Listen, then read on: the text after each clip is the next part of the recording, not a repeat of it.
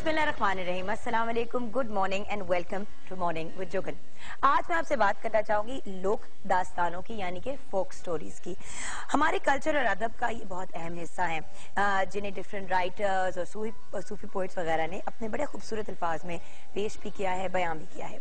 लेकिन हमारी दास्तानों के कुछ एक इंटरेस्टिंग सी बात जो आज हम डिस्कस कर रहे थे, बल्कि सुबह जब आते हैं तो सारी टीम गप लगाती है, तो हम ये डिस्कस कर रहे थे कि अनफॉर्चुनेटली हर लोक दास्तान का एंड वही होता है जो रोमियो एंड जूलियट का हुआ, यानी कि वो एंड में एक दूसरे के साथ नहीं होते। लेकिन इन लोक दास्तानों से ऑन अ सीरियस नोट हमें सबक बहुत खूबसूरत मिलता है कि मोहब्बत और प्यार के लिए लोग क्या क्या कर जाते हैं, और अगर तरीके से चीज को लेके चलें तो उसका एंड बेहतर होता है, रादर देन लड़ाई झगड़े से चीजें करें। बहुत से इम्पोर्टेंट मैसेजेस भी दिए जाते हैं। अब जैसे कि हमारी जो सबसे ज्यादा मशहूर लोक दास्तानें हैं उनमें से कुछ हैं हीर रांझा, लैला मजनू, सस्सी पुन्नू, सोनी माहिवाल, मिर्जा साहिबा, शीरी फरहाद, सैती मुराद, दुल्ला भट्टी और अनारकली। तो ये कुछ लोक दास्तानें हैं, जिनमें से ऑफ कोर्स जिनकी मुझे पर्सनली स्टोरी पता है, लैला मजनू की भी पता है, सस्सी पुन्नू की भी है, शीरी फरहाद की भी पता है और अनारकली की पता है। हीर रांझा ऑफ कोर्स हम सभी जानते हैं। और जैसे कि आप जानते हैं, आई होप आपने देखा भी होगा कि एक लोक दास्तान के ऊपर हमने पूरा का पूरा सीरियल भी बनाया था पाकिस्तान टेलीविजन नेटवर्क ने। यूसुफ सलाउद्दीन का ये एक बहुत मेजर एफर्ट था और पूरी पाकिस्तान टेलीविजन नेटवर्क का। तो हीर रांझा के ऊपर सीरियल बनाया, वो भी आप लोगों को दिखाया।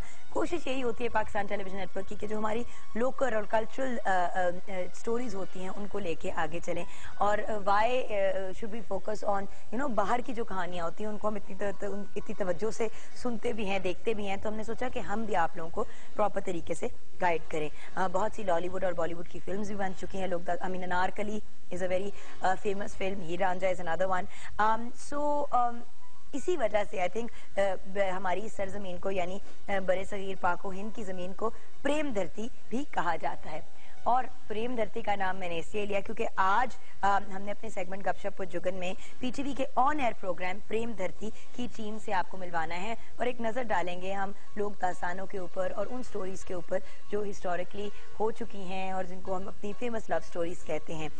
उनसे सीखने को क्या मिलता है और क्यों पाकिस्तान टेलीविजन नेटवर्क ने प्रेम धरती के इस एक एफर्ट को स्टार्ट किया, ये सब कुछ हम डिस्कस करेंगे। ब्रेक लेंगे, ब्रेक के बाद जब वापस आएंगे तो ऑफकोर्स आपके ही सवाल का आपको जवाब देंगे, मतलब जो हमारा एक सवाल होता है उसका आपकी ज़बानी जवाब देंगे। आपकी पसंदीदा लोक दास्तान कौन सी है, आपकी पसंदीदा लोक दास्तान कौन सी है, ये हमारा आज का क्वेश्चन ऑफ द डे है, और इसी का जवाब जो है आपके साथ शेयर करूंगी आफ्टर द ब्रेक। हमारे फेसबुक के सेगमेंट में 042992000628 पे आप कॉल कर सकते हैं, mj@ptv.com.pk पे आप ईमेल कर सकते हैं, www.facebook.com/morningwithjugan पे आप फेसबुक पे ऐड कर सकते हैं, 21 Mahmood Ghaznavi road PTV central Lahore पे खतूत। एंड अगर आपने ट्विटर पे ज्वाइन करना है तो JUGGUNKAZIM पे ज्वाइन कर सकते हैं। पर्सनल जो मेरा फेसबुक का पेज है वो है JUGGUNKAZIM ऑफिशियल, OFFICIAL। सो www.facebook.com/जुगन काजिम पे भी आप ऐड कर सकते हैं। Question of the day again, आपकी पसंदीदा लोक दास्तान कौन सी है, और ये भी आपने बताना है कि क्यों। क्योंकि लोक दास्तान का नाम तो आप लोग लिख देते हैं, पहले भी हमारा इस तरह का एक क्वेश्चन था कि क्या चीज पसंद है, तो आपने सिर्फ नाम दिया था। नाम के साथ प्लीज हमें ये भी शेयर कीजिए कि क्यों आपको पसंद है, उस पर कौन सी स्पेशल चीज है जिसको आप बहुत ज्यादा एंजॉय करते हैं। आई थिंक हीर रांझा मेरी डेफिनेटली फेवरेट होगी because it's so Punjab related कि वो उससे अपनी एक कनेक्शन भी फील होती है, और अगर मेरे पास चांस होता है एज एन एक्टर कोई प्ले करना तो डेफिनेटली आई थिंक हीर का कैरेक्टर मैं एंजॉय करती प्ले करना। आपको कौन सी लोक दास्तान पसंद है, आप भी शेयर करें। उसके बाद किचन के सेगमेंट में हमारे साथ शेफ मुनीरा हैं, उनसे जानेंगे कि सी फूड वीक में वो कौन सी फिश हमें बनानी सिखा रही हैं। जब हमने सी फूड वीक शुरू किया तो आप लोगों ने, बहुत से लोगों ने ये कमेंट किया कि भाई जो झींगे और इस तरह की चीजें वो बड़ी महंगी होती हैं, तो हमने सोचा कि अब हम फिश रिलेटेड रखेंगे अपने सी फूड वीक को। किसी और वक्त आगे जाके आपको दूसरी चीजें सिखाएंगे, क्योंकि फिश आजकल सीजन में भी है और उसके बहुत से ऑप्शंस भी हैं, तो हम आपको फिश बनानी सिखाएंगे। आज कौन सी, वो आपको किचन के सेगमेंट में पता चलेगा। उसके बाद कल भी हमने ये बात की थी कि हम आज के दिन डॉक्टर साजिद मकबूल से किस टॉपिक को आगे लेके चलेंगे, and for anyone who wasn't watching yesterday, और पिछले हफ्ते भी हमने कमिट किया था कि बच्चों की मेंटल हेल्थ यानी कि जहनी जो सेहत है उसके बारे में हम बात करेंगे, उनकी नफ्सियात पे डिस्कशन करेंगे कि मेंटल हेल्थ बच्चों की किस तरह बेहतर की जा सकती है, और जो छोटे मोटे प्रॉब्लम्स होते हैं जैसे बच्चों का चिड़चिड़ापन, और जब बच्चे बहुत ज्यादा बदतमीजी करना शुरू हो जाते हैं या बात नहीं सुनते, तो एज अ डॉक्टर साहब की क्या रिकमेंडेशंस हैं और अपने आप को हम कैसे बेहतर कर सकते सकते हैं ताकि हमारे बच्चे भी ज्यादा कंफर्टेबल लाइफ गुजारें। And then finally of course, जैसे कि मैंने आपको कहा, गपशप विद जुगन में प्रेम धरती की टीम से मुलाकात होगी और कुछ क्लिप्स भी देखेंगे। अभी एक छोटी सी ब्रेक लेते हैं, ब्रेक के बाद फेसबुक के सेगमेंट में मिलेंगे।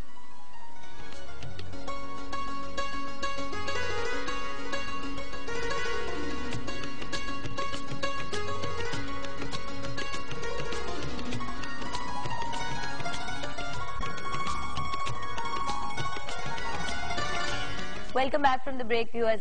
क्वेश्चन बहुत ही सिंपल है, आपकी फेवरेट लोक दास्तान यानी कि पसंदीदा लोक दास्तान कौन सी है? और सारे कार्ड्स गिरा दिए जमीन पे। अच्छा जी, आते हैं आज के क्वेश्चन ऑफ द डे की तरफ। मोहम्मद शफीक ने लिखा है सस्सी पुन्नू। वैसे किसी ने भी लिखा कि क्यों उनको कौन सी जो भी पसंद है वो क्यों पसंद है। साइम रशीद ने लिखा है गुड मॉर्निंग जुगन, सब लोक दास्तानें मुझे पसंद हैं। असद अली जोया ने लिखा है सोनी माहिवाल, जुगन जी मैं बीमार हूँ, प्लीज मेरे लिए दुआ कीजिएगा कि मैं जल्द ठीक हो जाऊं।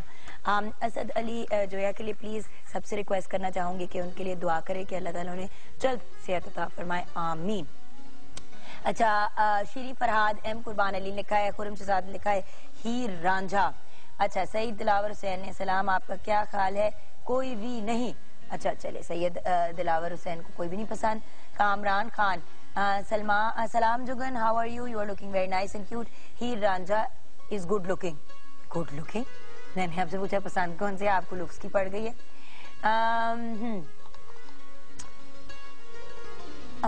अमानुल्लाह सांद ने लिखा है उमर मारवी। हाँ, एक्चुअली मैंने मेंशन नहीं किया था। एम बिलाल शफी ने लिखा है आप ही are looking very good, thank you so much. M Bilal Saifi ने मरियम ले एम बिलाल शफी सैफी ने लिख दिया मरियम आप वाली फोटो बड़ी अच्छी है। आप लोग क्या कर रहे होते हैं वैसे फेसबुक के ऊपर? कभी कभी आप इतने फनी क्वेश्चंस जवाब लिखते हैं ना और आपस में बातें करना शुरू हो जाते हैं। सफीना हसन ने लिखा है हीर रांझा। सैफ अली पिटाफी ने लिखा है गुड मॉर्निंग। इरम की कॉल है, उनकी कॉल भी लेते हैं टेक्सला से। अच्छा, एक बड़ी मजे की बात किसी ने लिखी थी, वो भी आगे शेयर करूंगी। अस्सलाम वालेकुम इरम। वालेकुम अस्सलाम जुगन, आप कैसी हैं आप? वालेकुम सलाम, आप बताएं आप कैसी हैं? जी मैं भी ठीक हूँ जुगन, मैं आपकी बहुत बड़ी फैन हूँ। आपने मेरी फर्स्ट टाइम कॉल है और यकीन करिए फास्ट में ये ट्राई करिए, लेकिन आपने कॉल कभी अटेंड नहीं की मेरी। I am sorry, call actually मैं खुद डायरेक्टली अटेंड नहीं करती, ऊपर टीम अटेंड करती है। मैं तो आप लोगों से यहाँ पे लाइव ऑन एयर होती हूँ। मेरे पास ऑप्शन होता तो हर किसी की मैं कॉल जरूर अटेंड करती, बट ऊपर कॉल्स माशाल्लाह इतनी आ रही होती हैं कि मुश्किल होता है। कोशिश होती है, चले आज मिल तो गई ना एटलीस्ट कॉल, अल्लाह का शुक्र है। जी आज आप इतनी प्यारी लग रही है, इतनी प्यारी लग रही है, आप तो हमेशा ही बहुत प्यारी लगती है। Thank you so much. अच्छा मुझे ये बताएं आपकी फेवरेट यानी पसंदीदा लोक दास्तान कौन सी है? हीर रांझा। क्यों? क्योंकि उनकी स्टोरी बहुत अच्छी लगती है, मैंने खुद भी देखी है और उनका सीरियल देखा बहुत अच्छा लगा और वैसे भी उनकी स्टोरी पढ़ी है। और कहते ना अगर उनके आज ही दुनिया में अगर उन जैसे लोग पैदा हो जाए या उन जैसे बन जाए तो खुशकिस्मती की बात है कि कोई स्टोरी बन जाएगी। लेकिन आपको ये बात डिप्रेसिंग नहीं लगती कि जो भी लोग दास्तान होती है एंड में रोमांस जो है वो मतलब जो होता है ना कि एंड में वो मिल नहीं पाते, डेथ हो जाती है। डेथ हो जाती है तो फिर ये तो बहुत डिप्रेसिंग होता है। पूरी हो जाती है उनकी बात तो फिर तभी खुशकिस्मती, लेकिन फिर मोहब्बत तो अमर हो जाती है। जी आप कहती होंगी कि मोहब्बत क्या है? हाँ जी जी मैंने आपसे एक रिक्वेस्ट करनी है। मुझे बिल्कुल आपकी बात ही समझ नहीं आ रही है, आपके पीछे भी काफी शोर है। Thank you so much for calling. Sorry आपकी कॉल में डिस्टर्बेंस आनी शुरू हो गई है तो मुझे यहाँ पे प्रॉपर्ली आवाज नहीं आ रही। अच्छा, फैजान हाशमी ने लिखा Heer Ranjha is my favourite but good morning and have a nice day. अच्छा, यासीन शाह कोटाजई ने लिखा है अस्सलाम वालेकुम हीर रांझा। एम बिलाल सैफी ने लिखा है सैफुल मलूक। कुछ मुझे समझ नहीं आई इस बात की, आपने तो चले। मरियम अफजल ने लिखा हीर रांझा। मजहर अली फुल पोटोक ने लिखा है कि सब पसंद है। लैला मजनू बुशरा खान को पसंद है। उसके अलावा एक बड़ा ही फनी मैसेज था, मैं तो हर लोकदान को नहीं कोई दास्तान बयां करता है। अच्छा, ये जबरान बनी ने लिखा है। अच्छा और क्या लिखा है? कुछ इंटरेस्टिंग और भी मैसेज आए हैं। अच्छा, नूर बख्श आपने लिखा है अस्सलाम वालेकुम, मेरा मैसेज जरूर शामिल कीजिएगा, लेकिन जिस चीज को आपने मेंशन किया लोक दास्तान, वो लोक दास्तान नहीं है, वो हमारी एक रिलीजियस स्टोरी है, इसलिए मैं उसका नाम लेना नहीं पसंद करूंगी, वो इनकरेक्ट हो जाएगा। आपकी रिक्वेस्ट थी कि आपका मैसेज जरूर पढ़ें नूर बख्श, सो आपका मैसेज पढ़ा, लेकिन लोक दास्तान नहीं है जो आपने लिखी है, सो प्लीज आप इसको रिमूव कर दें, वो बात ठीक नहीं होती। अच्छा, आप कैसी हैं हीर रांझा लिखा है आबिद हुसैन ने। अच्छा, किसी एक ने ये भी लिखा है कि क्यों आप इतने फजूल सवाल लिखती हैं, वो भी मैं शेयर करना चाह रही थी, मुझे लग रहा है शायद किसी ने डिलीट कर दिए मैसेज। अच्छा चलें, खैर, हाँ, सफीना हसन ने लिखा यार कोई काम का सवाल भी पूछ लिया करो। सफीना, हम अपनी तरह से तो काम का ही सवाल पूछते हैं, अगर आप प्रेफर करती हैं कि हम इसको कोई ऐसे वैसे सवाल पूछे कि भाई सास को अपनी बहुएं क्यों बुरी लगती हैं टाइप, ताकि घरों में लड़ाई हो जाए, तो वो तो हम नहीं कर सकते, हमारा अनफॉर्चुनेटली फॉर्मेट लड़ाई झगड़े वाला नहीं है। कोशिश करते हैं कि वो सवाल पूछें जो थोड़े एजुकेशनल भी हों, कुछ आपको भी सीखने का मौका मिले और आपसे मुझे भी सीखने का मौका मिले, क्योंकि खैर अल्लाह माफी दे, मेरी तो कोई इतनी पोजीशन नहीं है कि मैं लोगों को सिखाऊं, लेकिन हम कोशिश करते हैं कि डिसेंट सवाल रखें कि चाहे आप देख रही हो, आपकी मदर देख रही हो, आपकी फैमिली का कोई भी बंदा देख रहा हो, वो एक डिसेंसी के अंदर सवाल हो, मगर उनके अंदर भी आप लोग बड़े मजे मजे के सवाल जवाब कर देते हैं। अस्सलाम वालेकुम। वालेकुम अस्सलाम। कैसी हैं आप? मैं अल्लाह का शुक्र, आप कैसी हैं? शुक्र अल्हम्दुलिल्लाह। आप मुझे बताएं कि आपकी फेवरेट लोक दास्तान कौन सी है? वैसे तो जुगन बहुत सी हैं, लेकिन वैसे जैसे सबकी पसंदीदा हीर रांझा, मुझे भी वही पसंद है, हीर रांझा। अच्छा, एंड व्हाई? वो इसलिए क्योंकि आप देखें कि उसमें रांझा जितनी खूबसूरती के साथ अपनी हर चीज़ छोड़ के हीर के लिए करता है, और फिर हर चीज़ की डाउन टू फॉल दिखाई देती है। और वही बात जैसे अभी आप बता रही थी कि डिप्रेसिंग होता है, लेकिन आई थिंक डिप्रेसिंग नहीं होता, ये तो मोहब्बत तो ख़त्म होती है, लेकिन ये तो एक इश्क दिखाया है जो कि सदियों से हम सुनते पढ़ते जा रहे हैं। और ये कि वो कहते हैं अल्लाह एक, मोहब्बत भी एक, हीर भी एक, और रांझा भी एक। नाइस, बहुत ही रोमांटिक होगी मुनीरा। अच्छा मुनीरा, कुछ 18,000 किस्म की चीजें लिखी हुई हैं आपके कागज के ऊपर, तो ये आप क्या बनाने जा रही हैं? ये 18,000 जो चीजें हैं ना, इसको हम एक मछली में लगाएंगे। मासूम सी एक मछली के साथ ही होने जा रही है। अच्छा, आपने मछली का सिर उठा के ले आई हैं? जी बिल्कुल। आपने क्या आपको पता है हमारा फिश वीक चल रहा है, तो मैंने कहा फिश का भी जरूरी होना is part of our show, तो इसको मैंने कहा चलो तुम भी साथ, मैंने कहती मैंने साथ चलना है, मैंने कहा चलो। अच्छा, ये मरी हुई मछली आपसे बातें कर रही थी? बिल्कुल, मैं और मछली अक्सर ये बातें करते हैं। बिल्कुल, कि मैं भी शो पे साथ चलूंगी। बिल्कुल। अच्छा, तो ये बनने क्या चाहिए, ये तो जो मेरी तरफ देख रही है ना अपनी मासूम आपको देख के एंजॉय कर रही है, ये आपको पता ही नहीं है। यही होता है ना, जब इतना अरसा आप खाना एज अ शेफ ज्यादा खाने के साथ इन्वॉल्व रहते हैं, तो खाना आपसे बातें करना शुरू हो जाता है। ऐसे ही है। अच्छा, तो बनाने क्या जा रहे हैं आज हम बना रहे हैं एग फ्राइड राइस, साथ में बना रही हूँ फिश मंचूरियन। अच्छा, तो चिकन मंचूरियन का ऑप्शन है, ऑप्शन ऑल्टरनेटिव। अच्छा, तो आपको पता है कि हमारे यहाँ जो दरिया की मछली थी बहुत मीठी और बड़ी, हर जगह इजीली मिल जाती है, तो मेरा ख्याल है कि मैं ये सोचा कि लोगों को समझ भी आ जाएगी, हमारे व्यूअर्स को, कि कौन सी फिश लें। तो ये फिश इजीली मार्केट में मिल जाती है। वैसे तो हम बैक्टी बनाते हैं, सैल्मन बनाते हैं, लेकिन आपको मली भी मिल जाती है, रोहू भी मिल जाती है। आप कोई सी फिश लेके इसको बोनलेस करा लें। क्या है इसका? नाम है मली। मली, इसकी मूछें होती है ना? हाँ, ये देखिए।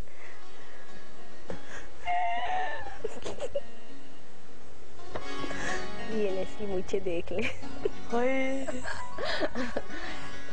मियाँ वाले की मछली बहुत ही वाली अच्छी होती है, मीठी होती है। अच्छा, अब हम आते हैं अपनी थोड़ी सी टेक्निक्स की तरफ। आपको पता है फिश जो होती है, थोड़ी सी लोगों को स्मेल बहुत उसकी आती है कि स्मेल आ गई है, तो मेरा होता है कि आप जब भी फिश लेकर आए, नमक, खसखस और लेमन जूस, या नहीं है तो सिरका, उससे लेके फौरन उसको लगा दें और आधे से पौने घंटे तक उसको लगाए रखें। उसके बाद उसको वॉश करने के बाद उसको मैरिनेट करें, तो वो अपनी स्मेल उसकी बिल्कुल निकल जाती है। वरना ये होता है कि लोग पहले से हर चीज़ लगा लेते हैं और फिर उसको वॉश कर देते हैं, तो उसकी वो जो फ्लेवर है वो सारा निकल जाता है। सिर्फ नमक, खसखस और साथ में लेमन जूस वो आप लगाएं, धोए बगैर बेशक लगा दें। हाँ, धोए बगैर फौरन लगा दें आधे पौने घंटे के लिए, ताकि उसकी सारी स्मेल निकल जाए। और उसको फ्रिज में मत रखें, उसको बाहर रखें। धोने के बाद आपने इसको फ्रिज में रखना है, वरना उसकी सारी स्मेल आपकी बाकी चीज़ों में फ्रिज में भी आपकी आ जाएंगी। एक और भी तो ऑप्शन है कि आप बेशक उसको कवर करके क्लीन फिल्म से लगा दें फ्रिज में, अगर बाहर गर्मी बहुत है, क्योंकि गर्मी के सीजन में फिर प्रॉब्लम हो जाती है ना। क्या होता है गर्मी में फिश का वो रे के अलावा मछली अवेलेबल भी नहीं होती है ना, लोग लाते हैं, बट रोहू में स्मेल नहीं होती। हाँ, हो जाती है, लेकिन ये कि आपने जो बताया उसको भी वो भी ठीक है, लेकिन आजकल जैसे सीजन चल रहा है तो यही रिकमेंड करूंगी कि इसको आप फॉइल पेपर में जैसे भी कवर करके रखें, लेकिन उसको फौरन धो दें, और फिश की क्योंकि इसकी बॉडी की भी बहुत तेज स्मेल होती है, बहुत चढ़ती है। तो इसलिए ये कि दूसरा ये कि आजकल हमारा से फिश का चल रहा है, रे के महीने तक खाई जाती है, तो आजकल सीजन चल रहा है, तो आई थिंक कि लेकर आनी चाहिए। लोग कहते हैं कि कांटे की वजह से लाते नहीं है, तो इसमें बहुत सी ऑप्शंस हैं। आप इसकी बोनलेस करवा लें, इसको आप फिश एंड चिप्स की तरह बना लें, मंचूरियन करके बना लें, फ्राई करके खा लें, आप इसको किसी भी तरीके से मैरिनेट करके आप इसको खा सकते हैं। चलिए मंचूरियन की रेसिपी की तरफ आते हैं। ठीक है, जो फिश मंचूरियन है इसमें मछली हम तकरीबन बोनलेस मैंने ली है 1 किलो है। उसमें हम नमक, हस्ब जायका, लहसुन पेस्ट साथ में लेंगे, सुरख मिर्च साबुत, इसको मैं ब्लेंड कर फिर बाद में करूंगी, काली मिर्च तकरीबन आधी चम्मच, सिरका होंगे 3 खाने के चम्मच, soya sauce 2 tablespoon, Worcester sauce 2 tablespoon, अंडा 1 अदद, मैदा 4 खाने के चम्मच, चीनी इसमें 1 चाय का चम्मच, साथ में होगा चाइनीज नमक 1 चाय का चम्मच, टमाटर paste 4 table spoon, tomato ketchup 4 table spoon, हरा प्याज 2 चम्मच और तेल फ्राई के लिए। अब इसको हम कैसे करेंगे, जो मैंने स्पाइसेस बताए हैं उसको हम ब्लेंड करके फिश के ऊपर लगा देंगे, और जिसमें मैंने मैदा लिया है साथ में एक अंडा लिया, उसको मैं हल्का सा मिक्स दोनों को करके मछली के ऊपर लगा कर इसको मैं फ्राई करके लैदा से निकाल लूंगी। और जो केचप मैंने लिए सारी सॉसेस जो लिए उसको हम गार्लिक में सौते करके उसमें बनाऊंगी। और मैं जब भी बनाती हूँ मंचूरियन तो मैं इसको कभी भी इकट्ठा नहीं करती हूँ, मैं हमेशा फ्राई फिश लैदा से रखती हूँ और सॉस लैदा से रखती हूँ, ताकि जब सर्विंग करनी हो तो आप इसको देन आप इसको पुट ओवर करें। अगर आप इसमें पहले से मिक्स करके रख देंगे तो फिश जो कि बहुत सॉफ्ट होती है वो पानी भी छोड़ सकती है और आपका सॉस भी खराब हो सकती है। तो इसलिए मैं रिकमेंड हमेशा करूंगी कि जब भी अभी 2 चीजें इकट्ठी, मंचूरियन की कोई भी सॉस, चाहे चिकन के साथ हो चाहे फिश के साथ हो, आप इसको सॉस लैदा से रखें और फ्राई फिश जो सी वो लैदा से रखें। तो यानी कि आप इसको सेपरेटली सर्व करेंगे, और बल्कि सर्व भी सेपरेटली करें, अपनी प्लेट में डालें और उसके ऊपर से सॉस डालें। जिसने जिस तरह खानी हो वो उसको वैसे ही ले। फिर इस तरह ये होता है कि आपकी फिश भी सही रहती है, सॉगी ज्यादा नहीं होती है, उस पर जो क्रंची होता है वो जरा सही रहता है। क्योंकि घर में जब मैंने एक दफा चिकन मंचूरियन बनाया था तो हुआ ये था कि मेहमानों को तो बुला लिया कि आ जाए जी खाना लग गया, अब सब आराम आराम से आ रहे थे, 10 मिनट तक जब आए तो वो बिल्कुल ही वो बहुत हो जाती है। और ये ऐसी डिश है हमारी फिश मंचूरियन जैसी होगी, इसको रेडी टू सर्व होता है, जैसे आपके गेस्ट आके बैठे आपने जस्ट उसी टाइम सॉस गर्म करनी है, फिश फ्राई करके आपने जस्ट सर्व कर देनी है। उसमें ये नहीं कि आपने 1 घंटे पहले बना के रख दी है और उसको कर दिए, लेकिन फिर भी अगर सॉस आपकी लैदा से हो, फिश लैदा से हो, तो भी आपका वो आधे से पौना घंटा कवर कर सकता है। लेकिन अगर दोनों चीजें मिक्स होंगी तो आपकी सारी के साथ टेस्ट बिल्कुल खराब हो जाएगा। अच्छा, अब आते हैं अपनी एग फ्राइड राइस की तरफ। जी, एग फ्राइड राइस के लिए हम चावल लेंगे, 1 किलो चावल ले लेंगे। उसके लिए जो हमें चीजें चाहिए वो होगा हरा प्याज 1 कप, गाजर तकरीबन 2 अदद, वो भी तकरीबन, लहसुन लेंगे 8 जवे, साथ में लेंगे अंडे 6 अदद, साथ में लेंगे सफेद मिर्च 1 चाय का चम्मच और मैदा भी लेंगे 1 चाय का चम्मच, साथ में लेंगे जर्द रंग हस्बे जरूरत, अगर आप नहीं डालना चाहते तो कोई मर्जी नहीं, ऑप्शनल है ये। और साथ में सोया सॉस लेंगे 2 खाने का चम्मच, सिरका 2 चम्मच और तेल तकरीबन 1.5 टेबल स्पून, वो लेके इसको हम अंडे को 6 के 6 अंडे होंगे उसमें सारी हम चीजें डालेंगे, सॉस डालेंगे, इसको हम मिक्स करेंगे। वेजिटेबल्स जो कट करेंगे उसको मैं फ्राई नहीं करूंगी, इसको मैं बिल्कुल फाइन चॉप करूंगी और उसको मैं एज इट इज राइस जो बॉइल करूंगी उसके साथ डालूंगी। और जो मैंने इसकी बनाई है सफेद मिर्च और काली मिर्च होगी उसको एंड में हम ऊपर 1 टेबल स्पून जो से हमने चावलों के ऊपर हम इसमें डाल के तो उसको दम दे देंगे। और स्प्रिंग अनियन उसकी स्मेल होगी, साथ में इसकी गार्निश होगी, तो वो आपकी अच्छी खासी डिश, वो भी एग फ्राइड राइस के साथ कॉम्बिनेशन बहुत अच्छी रेडी हो जाएगी। सही। एंड एक क्वेश्चन है कि क्या ये प्रॉन्स के साथ भी इसी तरह बन सकता है? ये मंचूरियन बिल्कुल बन सकता है, बन सकता है। फ्राई चीज जितनी भी आपकी होंगी उसके साथ अब अलग सॉस बना के आप सर्व करें, तो चाहे प्रॉन्स हो, क्योंकि आपने इसको फ्राई करना है बैटर के साथ, क्योंकि प्रॉन्स जैसे मैंने बैटर्स का बताया कि आप उसको बनाएंगे तो प्रॉन्स भी वैसे बनाएंगे तो आपकी वो बटरफ्लाई प्रॉन्स बन जाएगा और साथ में आपकी वो बन जाएगी सॉस बन जाएगी, आप सर्व कर सकते हैं। ये तो खैर हम ऑनर दिखाते रहेंगे होते हुए, और आई थिंक फिश होगा कालामारी के साथ भी आई थिंक आप कर सकते हैं अगर करना चाहें तो। बिल्कुल, नॉर्दर्न पीपल यूजुअली बनाते हैं, बट सी फूड बना सकते हैं आप डेफिनेटली। और ये बच्चे बहुत शौक से खा लेंगे, कालामारी भी है, प्रॉन भी है, छोटे छोटे सारे वो मिक्स हुई हुई है चीजें। तो ये जो चीज़ हम जो मैंने बनाई रेसिपी बना रही, इसको बच्चे बहुत शौक से खा सकते हैं। आपको पता है कि हम बाहर जब जाते हैं तो फिश एंड चिप बहुत शौक से खाते हैं। आप इसी रेसिपी को अगर आप अंडे के साथ क्रम्स ढेर सारे लगा के डीप फ्राई करें तो और पोटैटोस के साथ सर्व करें तो वो भी बहुत शौक से बच्चे खा लेते हैं, मतलब फ्रेंच फ्राइज। बिल्कुल, बहुत शौक से खा लेते हैं। वंडरफुल। तो चले आप अपने काम की तरफ आ जाएं। है तो झटपट काम आज के, लेकिन उसमें प्रिपरेशन काफी चाहिए होती है। वेजिटेबल बहुत कट होंगी, इसलिए मैंने कहा जरा ये जो 18,000 चीजें इसको 18 मतलब टाइम तो जरा थोड़ा लगे ना। हाँ, तो आप उसमें मसरूफ हो जाएं। व्यूअर्स, अपना बिजनेस शुरू करने के लिए, अपनी बिजनेस करने की ख्वाहिश अपने दिलों में रखने वाले जो नौजवान हैं वो अपना कारोबार के लिए एक बिजनेस प्लान तैयार कर सकते हैं, क्योंकि प्राइम मिनिस्टर मियां नवाज शरीफ ने नौजवानों के लिए youth business loan scheme launch कर दी है। इस स्कीम से लाखों नौजवान फायदा उठा सकेंगे और हर नौजवान फायदा उठा सकता है। 20 लाख तक का लोन एक नौजवान ले सकता है। फेडरल गवर्नमेंट ने 100 अरब की रकम इस लोन के लिए अलहदा कर रखी है, और कर्जा लेने के लिए और एजुकेटेड नौजवानों को तरजीह दी जाएगी। 50% कोटा खवातीन के लिए रखा है, 4% माजूरों के लिए, शोहदा की फैमिलीज के लिए 5%। 21 से 45 साल उम्र होनी चाहिए एप्लीकेंट्स की। 7 साल की मुद्दत में इस लोन को वापस करना है। पहले मरहले में नेशनल बैंक और फर्स्ट वुमेन्स बैंक से कर्जा जारी करेंगे और 15 दिनों का उनको ऑर्डर दिया गया है कि 15 दिनों के अंदर अंदर इसको प्रोसेस करना है लोन को।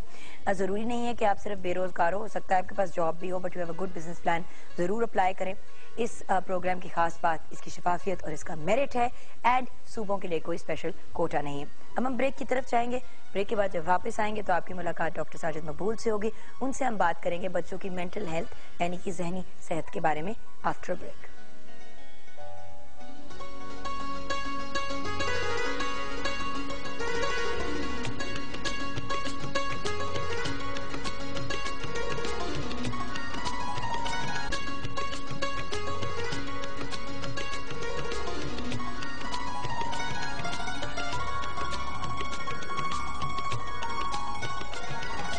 Welcome back from the break viewers. Doctor Sajid Maqbool हमारे साथ हैं।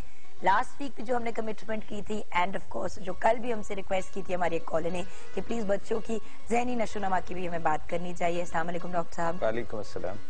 डॉक्टर साहब हमने सोचा थोड़ा सा आउट ऑफ जो आपका नॉर्मल एरिया ऑफ कंफर्ट है वहां से जरा निकलते हैं, क्योंकि बच्चों का की जहनी नशोनुमा को आई थिंक सबसे कम तवज्जो दी जाती है, क्योंकि ये कंसिडर किया जाता है कि तो बच्चे हैं और डिफरेंस डज इट मेक, लेकिन जो हम उनके अंदर इन्वेस्ट करते हैं छोटी एज में वही आगे जाके उसी का फल हम खाते हैं या जहर खाते हैं, डिपेंडिंग ऑन बच्चा कैसा निकले। तो घर का माहौल कैसा होना चाहिए डॉक्टर साहब? जी बहुत, मेरे ख्याल में इसको अहमियत कम दी जाती है मगर है बहुत अहम बात। घर के माहौल से ये सब काम शुरू होता है। जो बच्चा प्यार और मोहब्बत से, खुलूस से, जिसको हम अंडरस्टैंडिंग कहते हैं, उससे अपने घर का माहौल देखता है और उसमें पलता है, उसको बाद में बहुत मुश्किल नहीं होती। क्योंकि देखिए ना, एक बच्चा एक सीखने के अमल में है, वो सीखता है और किससे सीखेगा? सबसे ज्यादा तो वो सीखता है अपने माँ बाप से, अपने बहन भाइयों से, अपने घर के माहौल से, फिर उसके बाद वो निकलता है तो बाहर जाता है और लोगों से मिलता है, बच्चों से मिलता है, बड़ों से मिलता है और स्कूल से। सो जो माहौल उसको घर वाले सबसे पहले देते हैं उससे उसका बहुत असर होता है। मैं आपको एक एग्जांपल बताता हूँ। एक बच्चा एक गलती करता है ना, आप उसको ये भी कह सकते हैं कि आप बुरे बच्चे हैं। अब ये भी कह सकते हैं कि ये बात जो आपने की ये अच्छी बात नहीं है, मैं बताता हूँ कैसे करनी चाहिए, ये कैसे होना चाहिए। इनमें हालांकि बज़ाहिर कोई फर्क नजर नहीं आता। आप गंदे बच्चे हैं या आपने ऐसी बात कर दी जो ठीक नहीं है, यानी आप समझे मेरी बात? हम लोग आमतौर पे कहते हैं गंदा बच्चा, और ये जब आप बच्चे को गंदा कह देते हैं तो आप उसको ऑलमोस्ट एक सारी जिंदगी के लिए वो दे रहे हैं कि भाई तुसी गंदे ही हो। हाँ। तो फिर आप गंदे काम ही करोगे। हाँ। वो जो एक थ्योरी होती है ना कि हर इंसान अच्छा होता है और कभी कभी वो गलत काम करता है, या फिर हर इंसान बुरा होता है। जी। हर इंसान बुरा नहीं होता, इंसान जो काम करता है वो गलत होते हैं। और बच्चों को अगर हम ये गलत बात के ये कहते रहेंगे कि तुम बुरे हो, तुम बुरे हो, तो बच्चा होता ना कि आई डोंट केयर वाला एटीट्यूड हो जाता है। अगर मैं बुरा ही हूँ तो फिर फायदा क्या? जी, एक बच्चे को समझाना, उसको सिखाना वो माँ बाप का काम होता है, यानी उसको एक राह पे चलाना वो माँ बाप का काम होता है। यानी उसको देखिए ना, गलती तो सब करते हैं, बड़े भी करते हैं, छोटे भी करते हैं। अब छोटा तो सीख रहा है, तो हमें उसको उसकी जो गलती है उसका बताना है कि ऐसे नहीं करना, ऐसे करना है। किस तरीके से सिखाएं? वो थप्पड़ मार के भी सिखा सकते हैं और आराम से भी उसको समझा सकते हैं। उसकी जो नफ्सियात पे उसका असर बहुत पड़ता है। अगर हर वक्त हम उसको झिड़कते रहें और उसको बुरा भला कहते रहें, या लोगों से कि ये देखो कितना गंदा बच्चा है, ये देखो ये इतना, ये काम इसको नहीं आता, ये यूं नहीं होता, और यही चीज अगर आप आगे देखें तो बाद में स्कूल में भी इसी तरह उसका असर हो सकता है। और बच्चों को शर्मिंदा नहीं करना चाहिए, ये भी एक बड़ी इंपॉर्टेंट चीज है कि लोगों को 10 लोगों के सामने कर, अब बच्चे ने गलत किया, चले आप फादर के साथ शेयर करें या मदर के साथ शेयर करें अगर आप फादर हैं, लेकिन जब आप 15 लोगों में बैठ के कहते हैं ना कि ये देखो जी इसने ये किया, तो ऑलमोस्ट लाइक आप बच्चे को ये फील करा रहे हैं कि तुम जब बुरा करोगे ना तो सबकी तुम्हें अटेंशन मिलेगी, सारे तुम्हें देखेंगे और तुम्हारी वो जी, ये देखिए ना, अब ये माहौल का एक और मैं आपसे एक और बात बताना चाह रहा हूँ, वो ये भी है कि माहौल जिस तरह माँ बाप हैं, बहन भाई हैं या दूसरे बच्चे हैं, आपस में जो उनका इंटरेक्शन होता है उसका भी बहुत असर पड़ता है। यानी एक दूसरे के साथ जो रवैया होता है, अगर हमारे होता है बदकिस्मती से कुछ मियाँ बीवी का झगड़ा रहता है, एक दूसरे पे चीखते चिल्लाते भी हैं, एक दूसरे को गाली गलौज भी करते हैं। इसी तरह अगर दूसरा कोई बड़ा भाई या बहन अगर उसके साथ भी यही सुलूक हो रहा है, तो छोटा बच्चा उससे सहम भी जाता है और समझता भी नहीं है, और फिर वो समझता है कि ये नॉर्मल बात है कि अगर आपने कोई बात की जो मुझे पसंद नहीं आई तो मैं उसको बजाय सुनने के, बर्दाश्त करने के या आपसे उसके बारे में बात करने के, मेरा एक ही तरीका है, वो ये है कि मैंने कह दिया बेवकूफ, तुम्हें तो पता ही नहीं है, या ये कि कुछ और इससे बड़ी बात कह दी, चाहे वो अपनी बीवी हो, चाहे वो अपना दूसरा इसका भाई हो, इस बच्चे का भाई हो, तो वो सीखता जो कुछ है, या गाली भी चल जाती है, तो वो जो है वो सीखता है, जो देखता है उसको वो अपना लेता है। क्योंकि माँ बाप बड़ा हैरान होते हैं कि मेरे बच्चे ने गाली कहाँ से सीखी, या उसने घर से सीखी है, या घर में जो काम करते हैं लोग उनसे सीखी है, और नेचुरली ना घर पे जो काम करते हैं उन बेचारों पे डाल देते हैं। स्कूल में भी बच्चे सीखते हैं कुछ ऐसे अल्फाज, हमजा एक दफा स्कूल से सीख के आया कि मैं हैरान परेशान हो गई। बाद में बड़े प्यार से पूछा कि हमजू ये आपने वर्ड कहाँ से सीखे हैं, तो उसने अपने एक फ्रेंड का नाम लिया। स्कूल गई तो पता चला कि उस बच्चे के घर में फजूल अल्फाज बहुत ज्यादा इस्तेमाल होते हैं, तो उसने आके मेरे बेटे को भी सिखाया और भी बहुत से बच्चों को अजीब अजीब वर्ड सिखाए। बच्चे तो स्पंज की तरह होते हैं, हर चीज जज़ब कर लेते हैं। डॉक्टर साहब, बच्चों की मेंटल हेल्थ पे नजर रखना जरूरी कितना है? जी, बहुत जरूरी है। देखिए ना, एक तो हमने जिस्मानी नशोनुमा की बात की थी कि जिस तरह बच्चा एक वक्त पे बैठता है, एक वक्त पे बोलता है, इस पे नजर रखनी चाहिए। मगर हमारी जो ये है कि बच्चे का जो जिसको कहते हैं एक दूसरे के साथ रवैया कैसा है, मसलन दूसरे बच्चों के साथ कैसा है, भाई बहनों के साथ कैसा है, माँ बाप के साथ कैसा है, इस पे नजर रखनी बहुत जरूरी है। और ये आम तौर पे शुरू में हम ये नहीं चीजें पहचानते। मसलन एक बच्चा चिड़चिड़ा हो जाता है, एक बच्चा बात नहीं मानता, कई मरतबे वो खाने में तंग करता है, कई मरतबा वो उल्टियां शुरू कर देता है, कई मरतबा वो रोना शुरू कर देता है, या जो भी आप उससे चाहते हैं वो नहीं करता। तो कई मरतबा शुरू में ये पहचानना मुश्किल हो जाता है कि इसकी कोई वजह हो सकती है।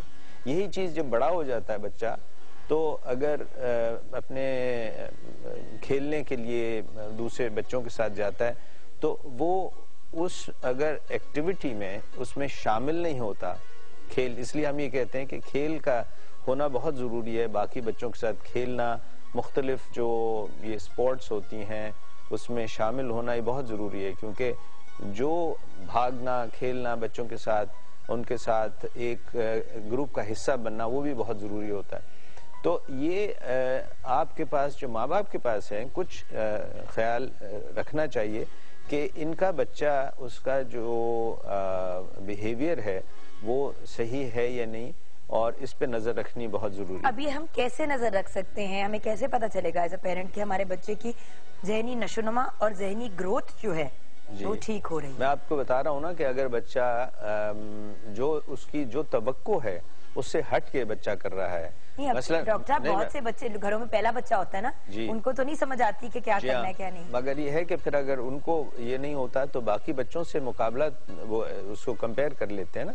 मैंने आपको कुछ चीजें तो बताई है ना, जिस तरह बड़े बच्चों में तो बहुत आसान होता है, स्कूल में दुश्वारी हो सकती है, कोई ऐसे उसको रोना धोना हो सकता है, बाकी बच्चों से मिलना नहीं पसंद करते, बात नहीं, या अलहदा रहते हैं, या बात नहीं मानते, या उनको नींद में दुश्वारी होती है, या स्कूल जाते वक्त दुश्वारी होती है, और या स्कूल में जाके वो पढ़ाई में दुश्वारी होती है। ये सब जो है ऐसी चीजें हैं जिससे माँ बाप को अंदाजा होना चाहिए कि इसको, या झगड़ालू बहुत है, या बात नहीं मानता है, जिस तरह भी आप कह रही थी, खामखा रोना शुरू कर देता है, चीखें मारता है, चीजें तोड़ता है, ये सब जो अलामात होती हैं ये इसको यानी इसकी कोई वजह होती है। अब इस वजह को समझना वो माँ बाप का भी काम है, और वो फिर डॉक्टर या उसमें साइकोलॉजिस्ट मदद करते हैं। सही। डॉक्टर साहब, क्या ये बीमारी, क्योंकि आपने साइकोलॉजिस्ट का नाम लिया, तो क्या ये बीमारी कंसिडर की जाती है, यानी कि क्या आप इसका इलाज करते हैं एज चाइल्ड स्पेशलिस्ट, या इसके लिए कोई अलहदा डॉक्टर होते हैं? जहन के जो मसाइल होते हैं, क्या उनको बीमारी कंसिडर किया जाता है बच्चों के केस में? जी, कुछ ऐसी होती हैं। इसमें हम मसलन जो आपने लफ्ज़ सुने होंगे, हमने कुछ तज़किरा पहले भी किया था, जिसको ओवर एक्टिविटी या हाइपर एक्टिविटी कहते हैं, या ADHD कहते हैं, वो अटेंशन डेफिसिट डिसऑर्डर वगैरह, वो हमने बात की थी। वो जो है वो एक ख़ास किस्म के उसमें हम ग्रुप में डालते हैं, उसके लिए आपको ख़ास तवज्जो चाहिए होती है। मगर देखिए, जो हमारा काम होता है, हमें अगर माँ बाप आके ये बात बताते हैं तो हम उसकी वजह मालूम करने की कोशिश करते हैं, और वो वजह माँ बाप अगर खुद सोचें और डॉक्टर से बातचीत करें तो उनको इसकी वजह आम तौर पे मालूम हो जाती है।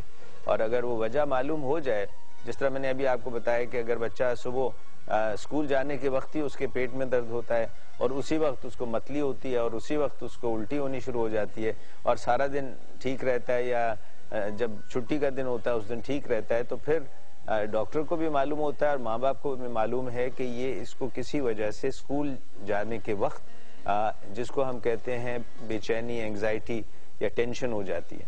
अच्छा डॉक्टर साहब, हमें ब्रेक लेनी है। ब्रेक से वापस आएंगे तो बच्चों के लिए एक्स्ट्रा करिकुलर एक्टिविटीज में आप क्या रेकमेंड करते हैं, एक दफा फिर से इसको वाज़ेह तौर पे डिस्क्राइब करेंगे। और फिर 3 मसाइल जो बच्चों के मेरे ख्याल से पेरेंट्स खुद ही हल कर सकते हैं डॉक्टर पे ले जाए बगैर। वो एक तो चिड़चिड़ापन, दूसरी बात मारना और गाली गलौज करना, और तीसरी बात बच्चे जो लोनर बन जाते हैं, जो घर से निकलना नहीं पसंद करते, घर से अपने लॉन में भी जाके नहीं खेलते। तो ये जो 3 मसाइल हैं, इनके एज अ डॉक्टर आप क्या रेकमेंड करते हैं? क्योंकि सबसे कॉमन 3 मसाइल यही होते हैं, चिड़चिड़े बच्चे, गलत जबान और हाथ चलाकी करना जिसको हम कहते हैं, और उसके अलावा लोनलीनेस, तो लोनर्स जो होते हैं। तो ये 3 मसाइल भी डिस्कस करेंगे, टिप्स भी लेंगे। अगर आपने भी कोई सवाल पूछना स्पेसिफिकली अपने बच्चे से रिलेटेड तो प्लीज ब्रेक के बाद कॉल कीजिएगा।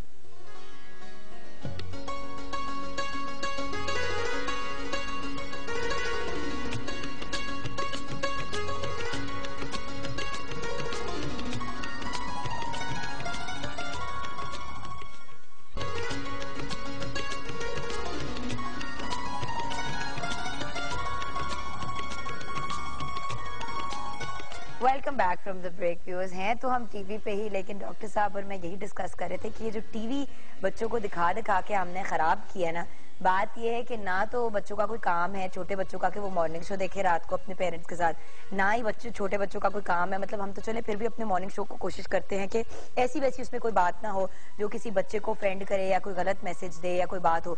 लेकिन मतलब मॉर्निंग शोज हो गए या ड्रामे हो गए या सास बहू के इशू, आई मीन छोटे बच्चों का कुछ तुक नहीं बनता ये चीजें देखने का। मैं खुद as someone who works on TV ये बात कहूंगी।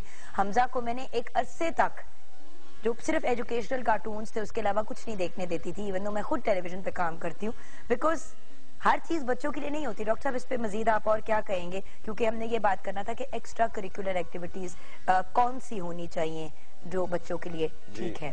टीवी हम लोग वाकई हम नहीं रेकमेंड करते, और बच्चों में ये बहुत एक आजकल एक्चुअली बच्चों में क्या माँ बाप में रुझान है कि वो एक बेबी सिटर बन गया है, टीवी चला दिया और बच्चे को वहां बिठा दिया, और खुद खाना बना रहे हैं और खुद दूसरे कमरे में बैठ के दूसरा ड्रामा देखना शुरू कर दिया या फिल्म देखनी शुरू कर दी।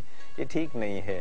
अच्छा, एजुकेशनल प्रोग्राम्स तो हैं ना बच्चों के, कुछ ऐसे अच्छे प्रोग्राम हैं जिसमें आप सीख सकते हैं, मसलन अल्फाबेट सीखते हैं, आपके बड़े फेमस प्रोग्राम्स हैं जो हमारे यहाँ पर भी होते हैं, मगर इसमें एक टाइम लिमिट होनी चाहिए, दौरानिया होना चाहिए। तो जिस तरह अमेरिकन एकेडमी ऑफ पीडियाट्रिक्स कहती है कि 1 घंटे से ज्यादा किसी वक्त भी बच्चे को टेलीविजन नहीं देखना चाहिए, तो 1 घंटा तो काफी वक्त होता है। अच्छा, अब हम ये रिकमेंड करते हैं, सॉरी हुमा की कॉल है, हुमा की कॉल है। आप अभी आप क्या रिकमेंड करते हैं टीवी के क्लास एंड एवरीथिंग एल्स? हम अभी आएंगे, just let me just quickly take a call, वो ड्रॉप हो जाती है। अस्सलाम वालेकुम हुमा। अस्सलाम वालेकुम, क्या हाल है आपके? बिल्कुल ठीक है, अल्लाह का शुक्र।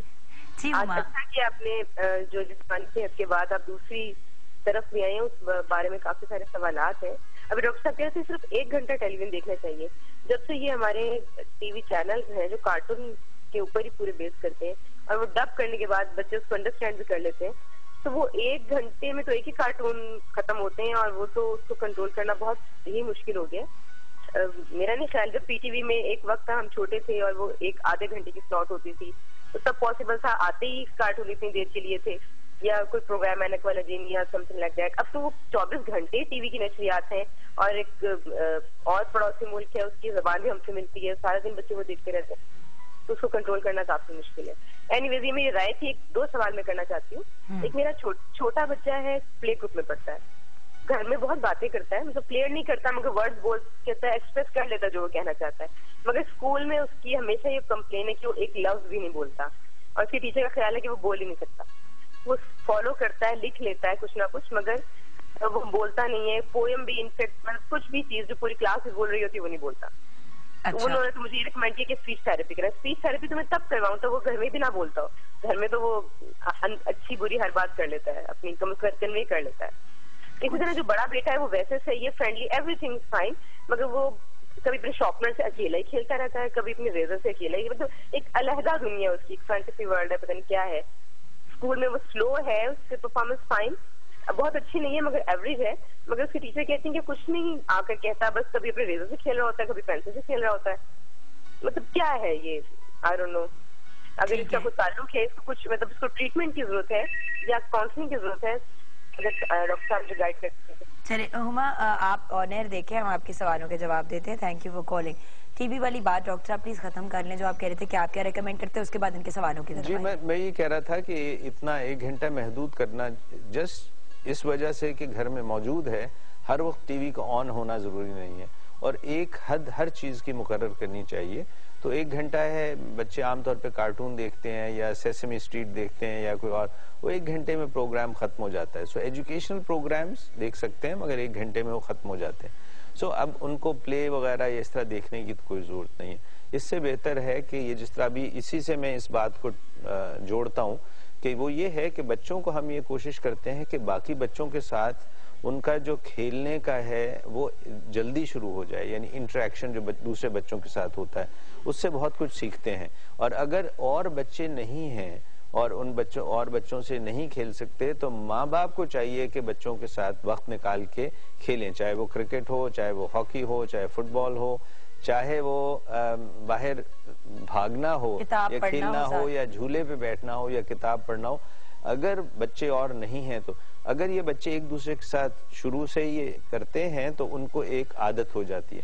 ये जो बच्चा जो बता रहे हैं इसमें अब 2 डिफरेंट प्रॉब्लम्स हैं। एक छोटा है जी, छोटे की तरफ छोटे की बात बताता हूँ। वो अगर वो कह रही हैं बोलता है सब कुछ है, स्कूल में ऐसा नहीं करना, तो उसमें थोड़ी सी झिझक है और हो सकता है कि उसको ये पहला एक्सपोजर हुआ हो बहुत से और लोगों के साथ और बहुत से और बच्चों के साथ। प्ले ग्रुप तो सबसे बेसिक लेवल है ना अभी। जी, अभी शुरू ही है ना, तो इसमें इनको इतना ज्यादा परेशान होने की जरूरत नहीं है। ये आहिस्ता आहिस्ता इनको चाहिए कि उसको सपोर्ट करें, उसको एनकरेज करें, उसको समझाएं और उससे बातें करें और वो आहिस्ता आहिस्ता वो कर लेगा। या स्कूल के जो बच्चे हैं उनको ऐसा मौका दिया जाए कि वैसे 2-3 बच्चे इसके मुलाकात करें ताकि वो वैसे उसकी जो झिझक है वो दूर हो जाए। तो और टीचर भी कोशिश कर रही होगी कि ये झिझक दूर करे और अच्छी टीचर ये कोशिश करती है कि थोड़ा वक्त देती है इस चीज को। घर में बोलता है तो बाद में वहां पर भी बोलेगा और ये भी हो सकता है बाद में टीचर कहे। ट्रस्ट की बात होती है ना, अगर आप बच्चे के अंदर एक ट्रस्ट की एलिमेंट पैदा करेंगे, अगर उस बच्चे को एतबार है कि टीचर जो है, अभी उस बच्चे को मेरे ख्याल से नहीं समझ आ रही कि ये एनवायरनमेंट सेफ है कि सेफ नहीं है जी। और वो इस वजह से ओपन अप नहीं कर रहा। अब अगर उसको अगर डांट पिट रही होगी स्कूल में कि बेटा बोलो ना, बेटा बताओ ना, तो वो बच्चा वैसे ही डर जाएगा मजीद। और तो लोनली बच्चे, लोनर बच्चों का ये हमारा आई थिंक कवर हो गया उस लिहाज। आमतौर पे वैसे जो इस लेवल पे जो टीचर्स होते हैं वो बहुत ख्याल रखते हैं। मैंने ये बहुत कम देखा है कि इस लेवल पे टीचर्स डांटें, यानी छोटे बच्चों को नहीं डांटते, वो कोशिश करती हैं। अगर वो बहुत ज्यादा परेशान हो जाती हैं कि बच्चा बिल्कुल नहीं बोलता तब वो माँ बाप से कहती हैं, मगर कोशिश करते रहना चाहिए। ये बोलेगा। मैं जब हमजा को इनिशियली एक स्कूल में, मैंने पहले हमजा को एक और स्कूल में डाला था, फिर उसके बाद मैंने उसको शिफ्ट किया था किड्स कैंपस में जब वो छोटा था। जिस पहले स्कूल में डाला था वहाँ पे 1 हफ्ता था वो डॉक्टर साहब, बच्चा इतना सहम गया था और मतलब वो बात नहीं करता था और मुझे समझ नहीं आ रही थी कि हमजा के साथ हुआ क्या है।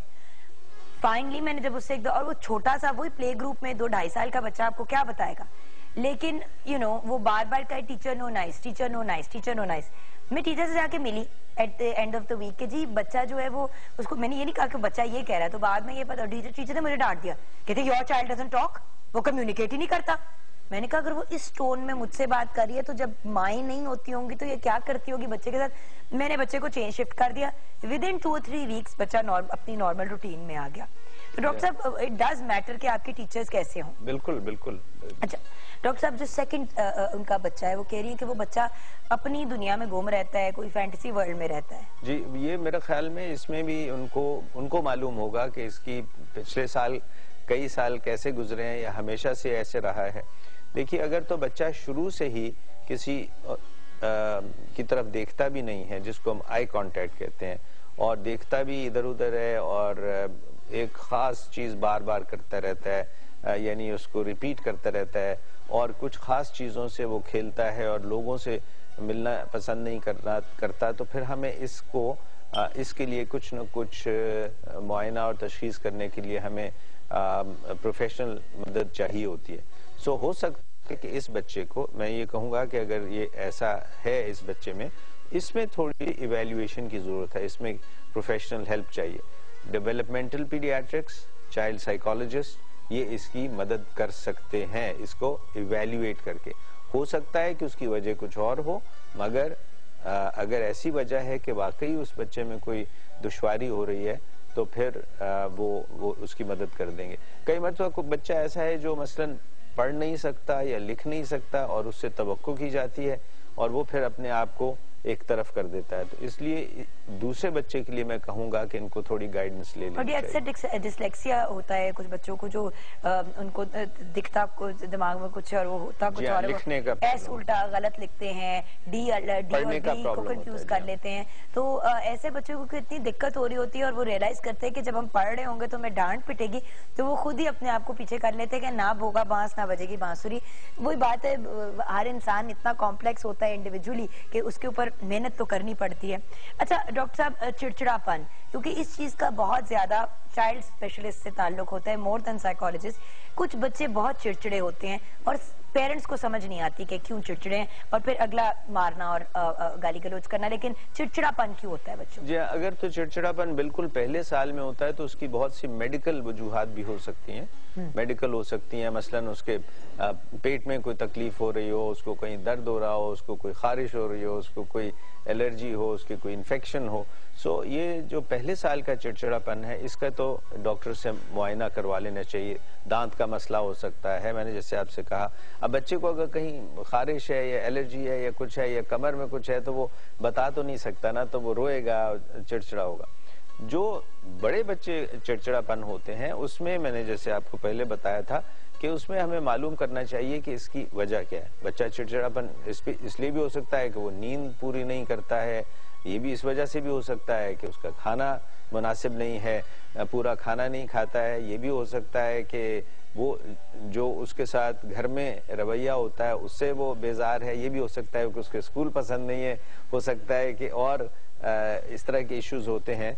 सो बड़े बच्चों का चिड़चिड़ापन जो है वो फर्क है, और जो पहले साल में चिड़चिड़ापन है उसमें मेडिकल रीजंस ज्यादा होते हैं और ज़हनी कम होते हैं। और डॉक्टर साहब, एक बात तो बहुत कॉमन है बच्चों में जो मैंने भी देखी है, वो ये है कि हमारे यहाँ बच्चों को रात के 12-12 बजे तक जगाया होता है। वो माँ बाप के साथ बैठे होते हैं, माँ बाप के सोने के टाइम खुद सोते हैं, सुबह फिर 5:30 बजे जब बच्चों ने जागना होता तो उठते नहीं है। फिर माँ बाप कहते हैं पता नहीं हमारा बच्चा क्यों नहीं उठता। 5 घंटे की नींद तो एडल्ट के लिए काफी नहीं है, तो बच्चे के लिए तो बिल्कुल ही काफी नहीं। बच्चे की ग्रोथ नहीं होती फिजिकल। तमाम बच्चों को 8 बजे सो जाना चाहिए। मार पिटाई जो बच्चे करते हैं और गलत जबान यूज करते हैं, उनके बारे में आप क्या कहें? जी, मार पिटाई तो हम नहीं कभी भी कहते कि सही है। बच्चों को प्यार और मोहब्बत से समझाना चाहिए, मगर उससे मालूम करना चाहिए, मगर उसके लिए आपकी अपनी जिम्मेदारी बहुत ज्यादा है। आप घर का माहौल ऐसा रखें कि आप भी गाली गलौज न करें। आप ये भी हो सकता है कि आप कहें कि मैं तो गाली गलौज नहीं करता, बच्चों के साथ वाकई नहीं करते होंगे, मगर अगर मुलाजिम के साथ करते हैं या जब गाड़ी चला रहे हैं और अगर सामने से कोई गलत आ जाता है और उसको गाली गलौज कर देते हैं। यानी होता है ना हमारे साथ, हम गाड़ी चला रहे हो तो कोई गलत आ जाए या कोई ऐसा हो जाए, गलत बात बोल देते हैं। हाँ, तो फिर आप अगर वो करेंगे तो बच्चे उसको सुनते हैं, फिर वो समझते हैं कि ये इससे आपका इजहार जो है वो हो रहा है, उसी तरह उसका इजहार वो माँ बाप के सामने शायद ना करें और बाद में कर दें। तो ये बहुत जिम्मेदारी होती है यानी वालिदैन की कि बच्चे के सामने इर्द गिर्द, और जो बच्चा जहाँ तक सुनो, कई मरतबा आपस में अगर लड़ाई झगड़ा मैंने तस्करा किया तो हो रहा हो, मगर वो ये सोचते हैं कि बच्चा यहाँ मौजूद नहीं है और हम दूसरे कमरे में हैं, मगर बच्चे सब कुछ सुनते समझते हैं, माँ बाप की टेंशन भी समझते हैं, भाइयों बहनों की टेंशन भी समझते हैं, और ये गाली गलोच वाला जो है, हम ये कहते हैं कि आप बच्चे को समझाएं, उसको सिखाएं, उसको अगर सजा भी देनी है तो ऐसी सजा दें, उसको बताएं कि भाई आपने ये बात गलत की है, अब मैं आपका मसलन अगर उसको आप एक टेलीविजन का आपने प्रोग्राम की इजाजत दी हुई तो आज आप वो नहीं देख सकेंगे, या आज आपको हम ये आपको या नॉटी चेयर, हम लोग तो हमजा को हाथ इसलिए आज तक नहीं उठाया डॉक्टर साहब क्योंकि कुर्सी दीवार की तरफ कर दी जाती है, चलो बैठ जाओ नॉटी चेयर पे। हाँ। वो 2 मिनट नहीं बैठ सकता था, उसकी जिंदगी जीरन हो रही होती थी और अगली बार नहीं करता था वही चीज। डॉक्टर साहब वक्त बिल्कुल खत्म हो गया और ये टॉपिक को कुछ इस तरह का है कि इसके ऊपर हम आई थिंक सारा दिन बात कर सकते हैं, लेकिन एक बात तो हमने रियलाइज की है कि बच्चे कभी कभी घर के अंदर पैदा हुई भी कोई टेंशन या फ्रस्ट्रेशन खुद देखी हुई चीजों से ही सीखते हैं, या फिर उनकी नींद नहीं पूरी हो रही, या कोई प्रॉब्लम हो रही है, या जो एनवायरनमेंट जिधर उनको डाला जा रहा है, स्कूल फॉर एग्जांपल, वहां पे वो खुश नहीं है।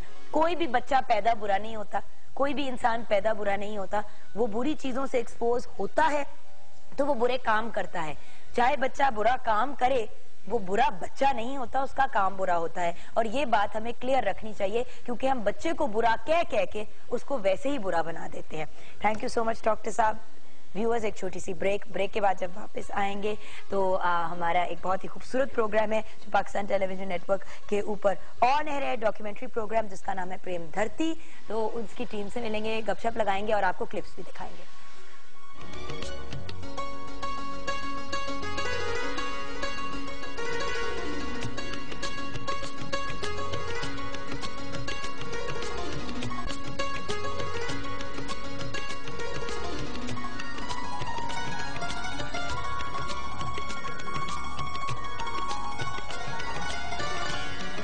Welcome back from the break viewers. यकीनन आपने प्रेम धरती को देखा होगा, लेकिन जिन लोगों ने नहीं देखा हम उनको इनकरेज करना चाहते हैं कि वो जरूर देखें। तो सबसे पहले तो आपको कुछ क्लिप्स दिखाऊंगी, उसके बाद उनकी टीम से आपकी मुलाकात करवाऊंगी। तो आइए देखते हैं।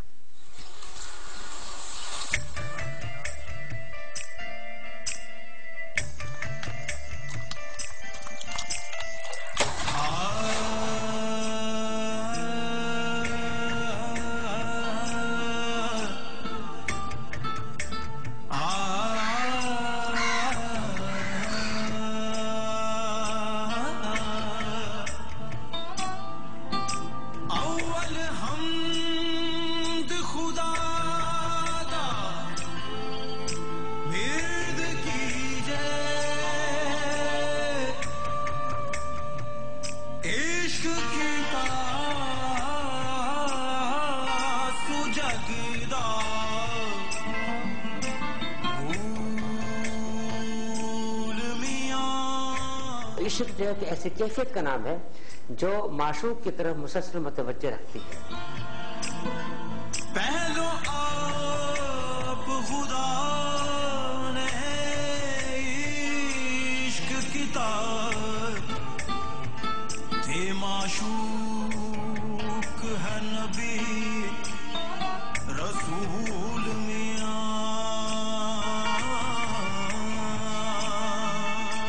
दुनिया के तसव्वुफ के मदारिज भी बुनियादी तौर पर ऐसे ही है, क्योंकि तसव्वुफ की बुनियाद जो है वो इश्क है। इश्क पीर फकीर दा मर्तबा है, मर्द इश्क दा भला रंजूल मियां ते खुले तिन्हा बाग कुलूब अंदर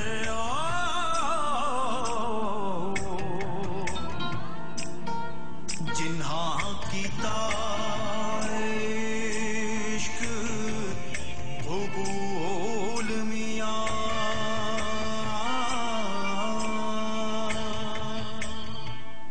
जी हाँ व्यूअर्स, प्रेम धरती की टीम हमारे साथ है। It's an honour to have them on the show. Documentary है बेसिकली वीकली ऑन एयर जाती है और किसी एक लोक दास्तान को कवर करती है। आज हमारे साथ शाहिदा जबीन साहिबा हैं, who's the producer। अस्सलाम वालेकुम, thank you for being on the show.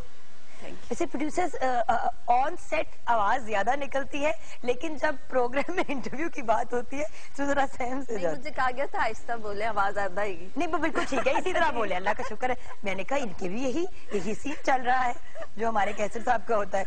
अच्छा, शाहिद अफजाल भट्ट साहब, he is well, what can I say, a very very senior cameraman at not age wise in terms of work and talent at हमारे पूरे programme की भी set आपने ही की है, set की लाइटिंग भी आपने की है। उसके अलावा there are so many different things that go to your credit, but इस प्रोजेक्ट का जो क्रेडिट आप पे जाता है वो कॉन्सेप्ट का है, एज द डायरेक्टर है एंड एज द डीपी है, राइट सर?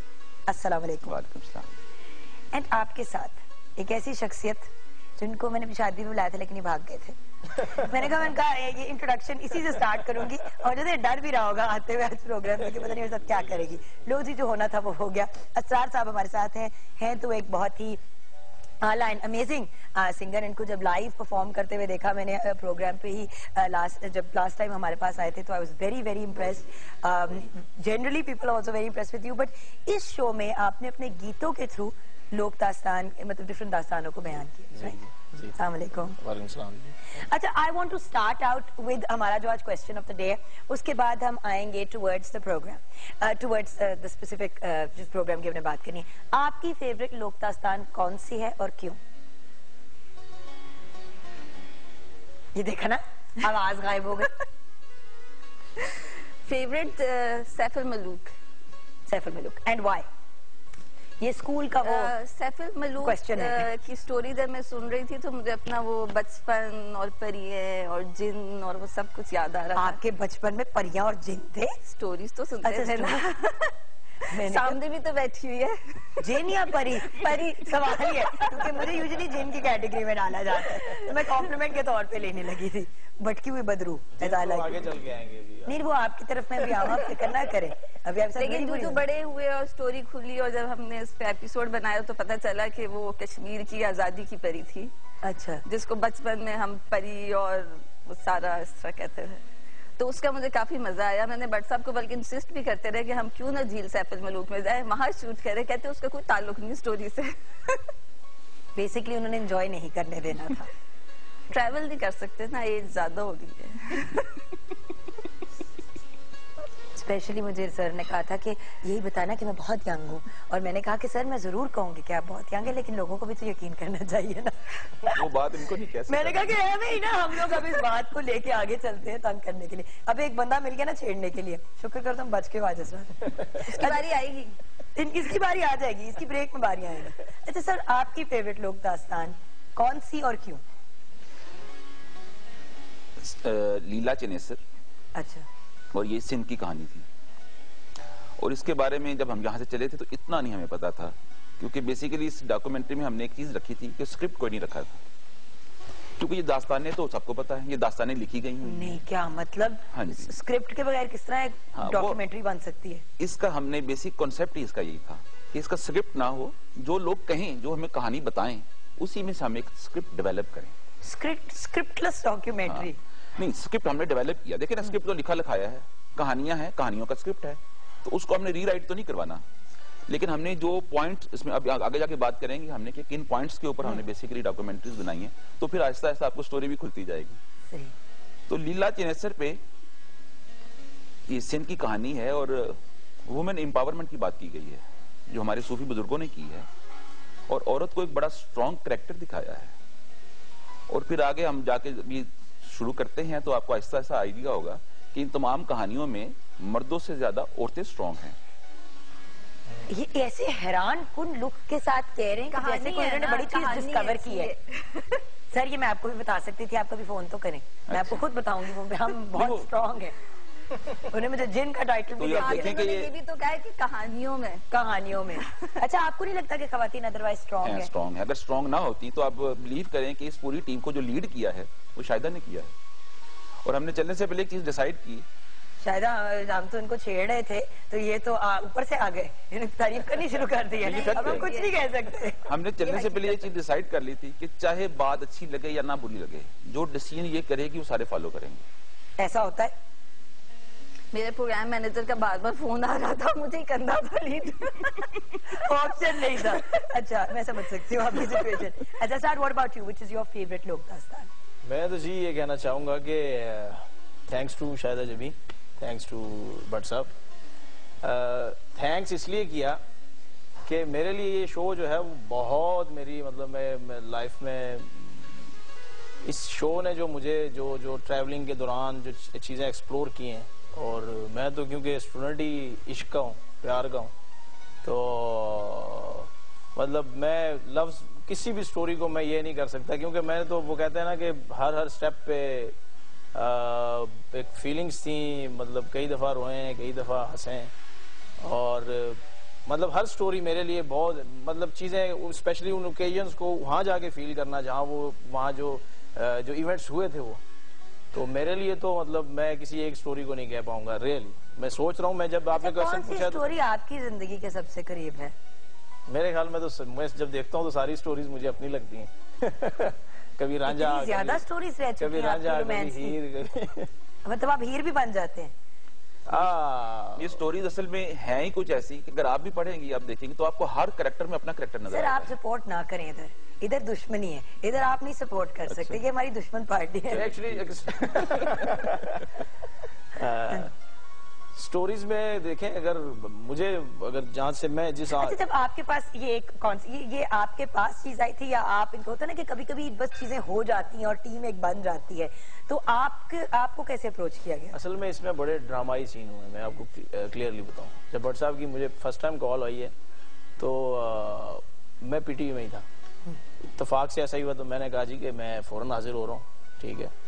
फिर मुझसे जब आइडिया डिस्कस, मतलब मैं हर स्टेप पे जब ये मुझे ये माशाल्लाह से मोस्ट सीनियर लोग हैं, बड़े लोग हैं इन्होंने, और मैं इस चीज़ को भी लेके बड़े इनके एक्साइटेड भी था और रिस्पेक्ट भी थी कि इन्होंने बहुत बड़े बड़े कमाल लोगों के साथ काम किया है। तो मैं अभी तिफले मकतब हूँ, तो जब मुझसे आइडिया, इतना ह्यूज आइडिया शेयर हुआ है, तो मुझे, और स्पेशली सबसे बड़ी चीज़ ये कि प्योरली जो मेरी थिंकिंग है, जो प्योरली मैं सोचता हूँ, जो लिव करता हूँ, जो म्यूजिक में भी सोचता हूँ, ये आइडिया प्योरली वो चीज़ थी। तो मैं तो मेरी तो कहते हैं ना कि चांदी होगी, मेरी तो ईद होगी आपकी। हाँ जी, तो बस वो फिर बड़ा फ्लेक्सिबल तरीके से इन्होंने मुझे लेके चले हैं। अच्छा, इससे पहले की भी एक स्टोरी है, मतलब ये तो उनको व्हाट्सएप पे जब फोन आया सब कुछ, असल में स्टोरी है कि 3-4 साल पहले का आइडिया है। हाँ, ये आइडिया आया कहाँ से? ये आइडिया तो व्हाट्सएप को आया, बट ये लेकिन इसरार को कहाँ से मैंने लिया? इसको दो हिस्सों में। अच्छा, तो फिर शुरू करते हैं शुरू से। What happened? ये एक दिन बैठे हुए थे, कोई लोग कि हुआ क्या? हाँ, असल में ये हमने 2010 में आइडिया दिया था, और ये वो टाइम था कि जब एक मीडिया वॉर चल रही थी पाकिस्तान की इमेज को डिस्टॉर्ट करने की, तो पीस एंड लव के नाम से पीटीवी ने कैंपेन लॉन्च की, ठीक है, और उसमें एक सॉन्ग दिया शाहिदा को इंटरनेशनल पीस डे के हवाले से। तो ये सॉन्ग कर रही थी, उसमें हमने 2 लाइनें ड्रॉ कर ली, मदरलैंड, पीस एंड लव, और कोई आइडिया नहीं था, सिर्फ 2 लाइनें थी कि इस पे हमने कुछ करना है, क्या करना है ये भी नहीं पता, ड्रामा करना है, डॉक्यूमेंट्री करनी है। तो इन्होंने उसके आगे 2 लफ्ज लिख दिए, प्रेम धरती। इन 2 लफ्जों से हर चीज खुद ही ओपन हो गई, हर चीज खुद ब खुद बनना शुरू हो गई। सही। और फॉर सम रीजन वो हम नहीं कर सके, बात आगे चलती गई, और बाकी पोर्शन जो असरार की एंट्री हुई है वो शायद बताती है आपको। अच्छा, तो ये एक कॉन्सेप्ट बन गया, अब इसको इतना टाइम क्यों लगा ऑन ग्राउंड लाने में, ये भी मैंने आना है इसकी तरफ, लेकिन असरार की एंट्री कैसे हुई? हाँ, जब इसका पायलट बना था ना, तो उस वक्त हम लोगों का जो हीरो था इनकी जगह पे वो नवीद अकबर था। अभी उनकी रेशम के साथ एक फिल्म भी आ रही है, उसमें जालिम हस्बैंड बना हुआ है, पठान है ना, जालिम बना हुआ है उसमें। तो जब पायलट अप्रूव हो गया तो कुछ वजहों से, आपको भी पता है, इवेंट्स आ जाते हैं बीच में, डिले होते जब हमें कहा गया जी आपने 1 महीने बाद इसको स्टार्ट करना है, तो मैंने कहा अच्छा चले निकालते। अब इतना पुराना पायलट निकालने, ना नवीद की वो शक्ल थी, अब ना हमारे जहन में वो था कि क्या करना है। तो मैं वैसे ही IT डिपार्टमेंट में वैसे ही चक्कर लगा रही थी, तो वहां मैंने इसरार का एक गाना सुना जो कि मुझे याद नहीं है अभी, बड़ा हंस हंस के कुछ गाना गा रहे थे और अक्सर चैनल में मैंने उनको देखा।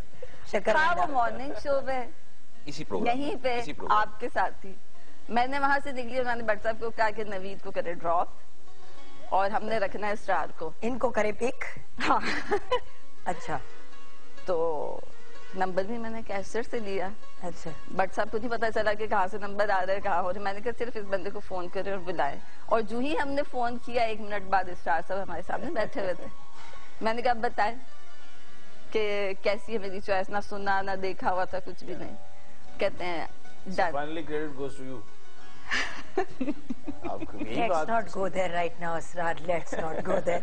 लेकिन भट्ट साहब, बाय द वे, किसी एक के साथ तो आपको होता है ना, मैंने नोक झोंक रखनी होती है। मैंने कहा भट्ट साहब इतने हमारे wonderful senior director of photography हैं और हम उनके वैसे भी इतने बड़े फैन हैं, तो उनको तो हम छेड़ नहीं सकते, नौकरी जाने का भी डर होता है। तो जो साथ बैठा हुआ है मजलूम, हम उसको अटैक करते हैं। अच्छा, गेटिंग बैक टू सीरियसनेस, इतनी देर क्यों लगी? मतलब 2010 मींस ऑलमोस्ट अब 4 साल, क्योंकि 2014 में हम आ गए। कुछ शायद हमने इस प्रोजेक्ट को इतना सीरियसली नहीं लिया, क्योंकि शुरू में इसकी शक्ल कुछ और थी। क्या? अच्छा, पहले क्या शक्ल थी? पहले तो सिंपल ये थी कि लव स्टोरीज को हम प्रेजेंट करते हैं और उसकी डायमेंशन जरा डिफरेंट थी, और ऐसा जब टाइम गुजरता गया इसमें मजीद शेड बढ़ते गए और इसमें वाकई असरार आ गया। जो मिस्ट्री है ना, इसकी मिस्ट्री हमेशा से रही है। एक बड़ा सीरियस प्रोजेक्ट था, तो इसमें शुरू करने में हम भी जरा कुछ सीरियस कम थे, इसलिए कि ये कुछ ऐसी चीज थी कि अगर वो ना बन पाए तो शायद हमारी इज्जत भी स्टेक पे थी। एंड यू सी, आप तीनों की personality from my understanding is very happy go lucky and smiling and positive. होता ना कि कुछ लोग होते हैं जो बहुत सीरियसली लेते हैं अपने आप को, काम से ज्यादा अपने आप को। तो क्योंकि ये आई थॉट कि अब टीम आएगी तो बहुत ही कुछ सीरियस लोग होंगे और वो but you guys have a very good chemistry together. तो अभी ब्रेक लेंगे, ब्रेक के बाद जब वापस आएंगे तो कोई नाकाबिले फरामोश वाकया, गाना भी आपसे सुनना है हमने लाइव, बल्कि आपसे आते ही ब्रेक के बाद आपसे कुछ सुनेंगे। उसके बाद कोई नाकाबिले फरामोश वाकया आप सबसे मैंने सुनना है कि किस किस के बारे में 3 अल्फाज में डिस्क्राइब करना है इस प्रोजेक्ट के बाद, ठीक है? एंड ऑफ कोर्स कहाँ ट्रैवल किया, ये सब कुछ हम शेयर करेंगे। व्यूअर्स, आपका भी अगर कोई सवाल है तो जरूर कॉल करें और इनसे पूछे। प्रेम धरती की टीम हमारे साथ है। मिलते हैं ब्रेक के बाद।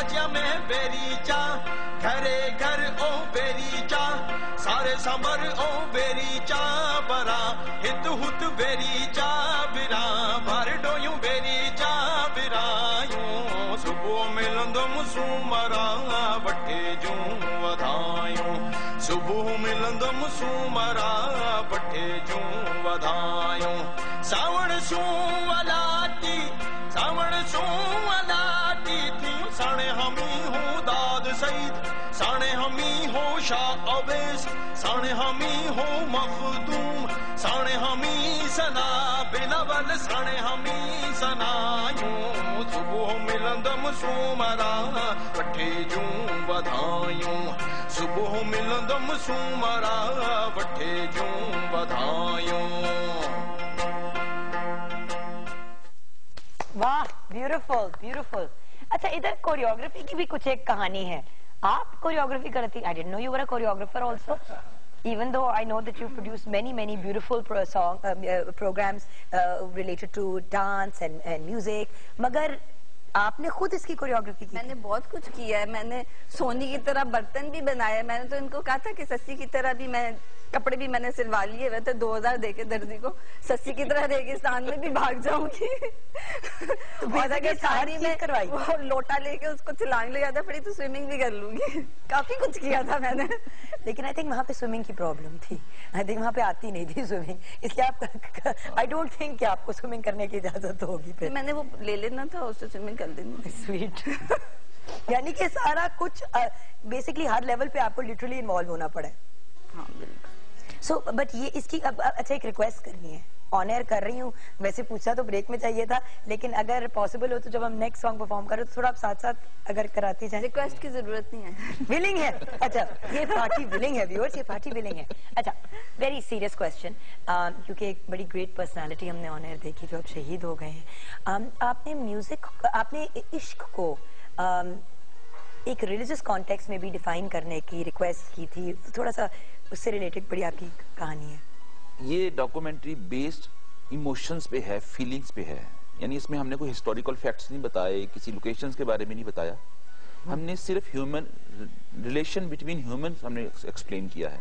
तो वो तभी हम ऑथेंटिक कर सकते थे कि एक मजहबी स्कॉलर इस रिलेशंस को, इस बिहेवियर को, इस फीलिंग को डिफाइन करे। तो मुफ्ती सरफराज नईमी साहब का जब हमने इंटरव्यू लिया तो चंद दिनों के बाद उनकी डेथ हो गई। तो इस लिहाज से इस डॉक्यूमेंट्री की एक हिस्टोरिकल वैल्यू है कि लास्ट इंटरव्यू है मुफ्ती सरफराज नईमी का, और वो इश्क के ऊपर है। और बड़े ही कॉम्प्रिहेंसिव अंदाज में उन्होंने इश्क को डिफाइन किया कि बेसिकली जो इश्क है वो सबसे पहले अल्लाह ने किया, अपने महबूब से किया। और कहते हैं कि अल्लाह को अगर ढूंढना है तो अपने दिल में ढूंढो। वो कहते हैं ना, रब दिलों विच रहिंदा, मंदिर ढा दे, मस्जिद ढा दे, ढा दे जो कुछ ढहंदा, तो एक बंदे दा दिल ना ढावी, रब दिलों विच रहिंदा। तो अगर खुदा को ढूंढना है तो दिल में ढूंढो, और जब तुम किसी के दिल पे जाते हो तो खुदा तक पहुंच जाते हो। और इसमें एक बड़ी, हमारे एक स्कॉलर ने बड़ी अच्छी बात की कि जो अल्लाह की रूह है वो इंसान के अंदर है। जब आप किसी इंसान से प्यार करते हैं तो बेसिकली वो अल्लाह की जात से प्यार कर रहे हैं आप। तो इस सब कॉन्सेप्ट को लेके हम चले, और वो हमने कोशिश की को एक लाइट मूड के लिए फोक लव स्टोरीज की सिलेक्शन की जाए, क्योंकि ये बात अगर हम एक ड्राई किसी और अंदाज में करेंगे, टिपिकल डॉक्यूमेंट्री स्टाइल में करते तो शायद लोग सुनते ना। और इसमें हमने, क्योंकि ये सारी डॉक्यूमेंट्रीज जो हैं, ये जो फोक लव स्टोरीज जो हैं, ये नसर में नहीं है, ये पोइट्री में है।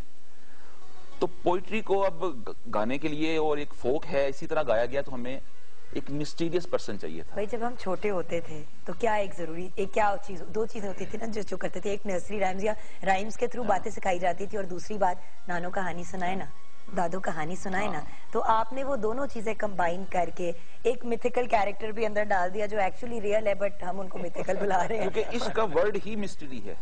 तो उसके खोजने के लिए वो ढूंढना कहाँ से है, वो हमारी इस जगह से ढूंढना है, फोक में से ढूंढना था।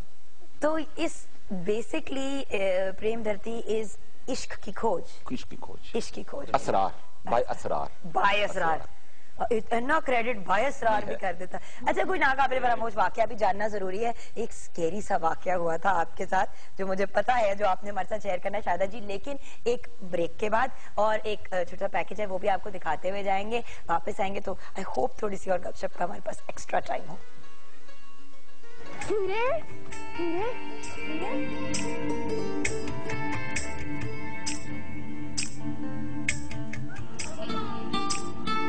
कहीं हीर दी करे तारीफ शायर मथे चमकदा हुस्न महताब दा जी खूनी चौंडियां रात जू चन द्वाले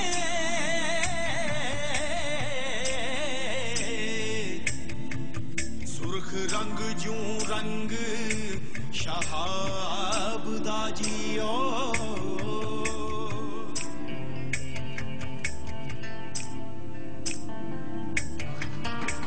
मारुई सन 1300 ईस्वी में सिंध के हसीन रेगिस्तान घर में जन्म लेने वाली लड़की जिसने बादशाह वक्त उमर सुंदर की मोहब्बत को अपनी जमीन से वफा और अपने बाबुल की आबरू की खातिर ठुकरा दिया मगर उसकी ताकत के सामने सर नहीं झुकाया।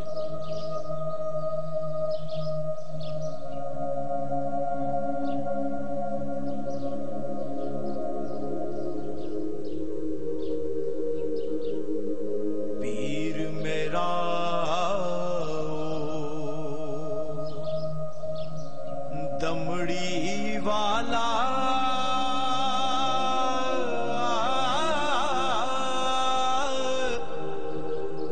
पीरा शाह कलंदर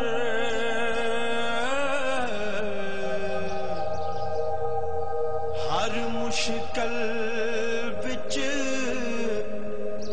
मदद करेंदा दोहा जहाना अंदर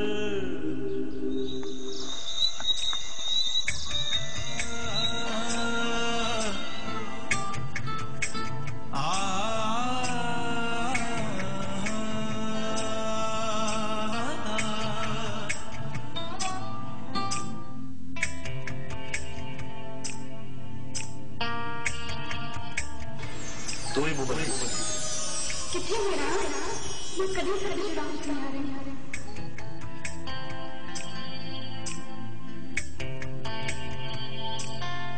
हलो हलो काका कड़िए जिते मीह उछल नका छल न पल सबका बसे प्रिय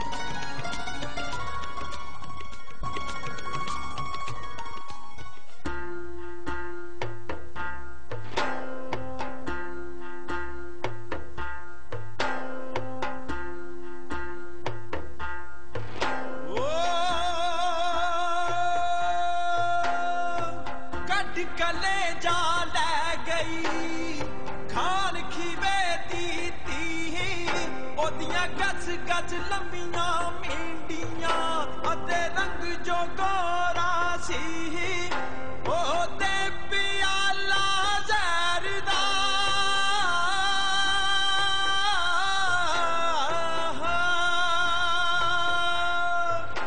ओते पियाला जहर दा मिर्जा हंस के लैंदा पी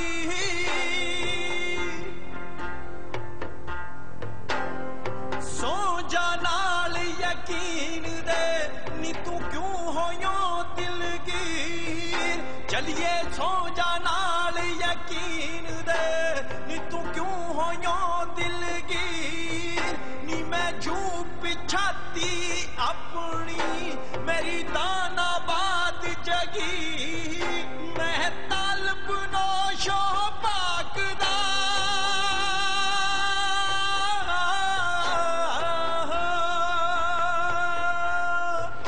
मैं तलब नौशो पीर दा मेरी कंदिया दस्तगीर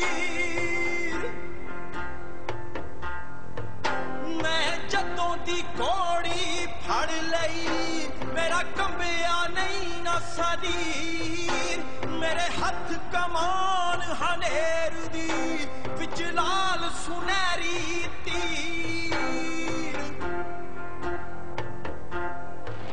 क्यों पढ़ बिस्मिल्लाह मारदा दड़ टोटे करदा चीर नी मेरे दिल नू उड़ीक चरोकनी नी मैं वेखा तेरे वीर मैनू तांगा तेरे दम दियां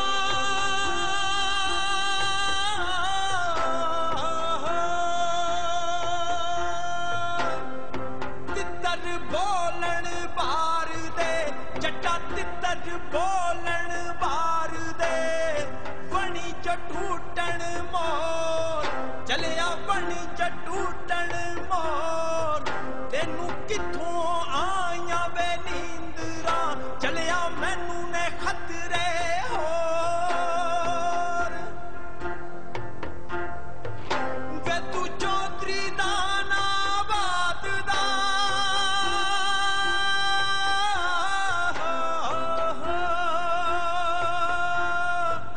वे तू चौधरी दा नाबाद दा मेरे इश्क बना लिया चोर वे मैं हाड़ा पानी हाँ रब दा चट्टा घोड़ी अगानू टोर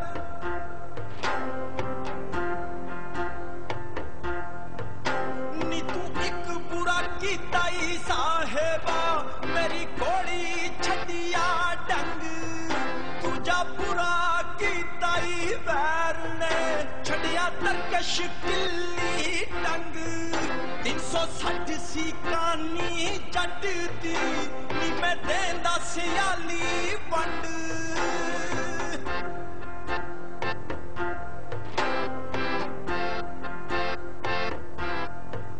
पहली मारा खान शमीर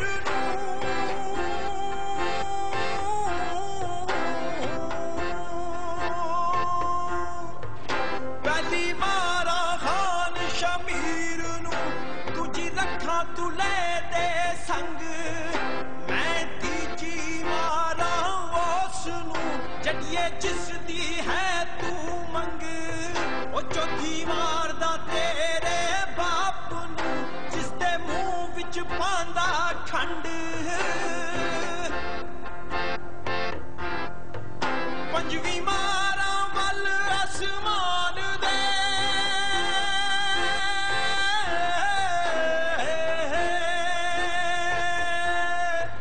पंजवी मारा वल आसमान दे जिथों उड़ उड़ झड़न पतंग अज बाज परावा मारिया मेरी खाली हो गई कंड मेरे सिरों मंडासा टैपिया मेरी नंगी हो गई चंड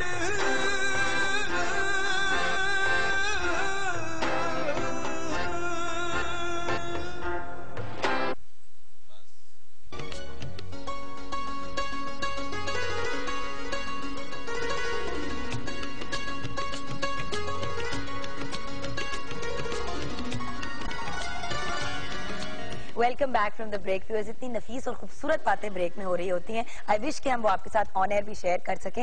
मेरे ख्याल से कभी एक टेप बनानी चाहिए जो हम सिर्फ ऑफ कैमरा जो गपशप हुई थी वो आपके साथ डिस्कस करें। हमारे साथ प्रेम धरती की बहुत ही मजे की और इंटरेस्टिंग और एक्लेक्टिक सी टीम है, उनसे बातचीत कर रहे हैं। लेकिन किचन में झाती डालना जरूरी है। मैं झाती डाल रही हूँ आपकी मुनीरा जी।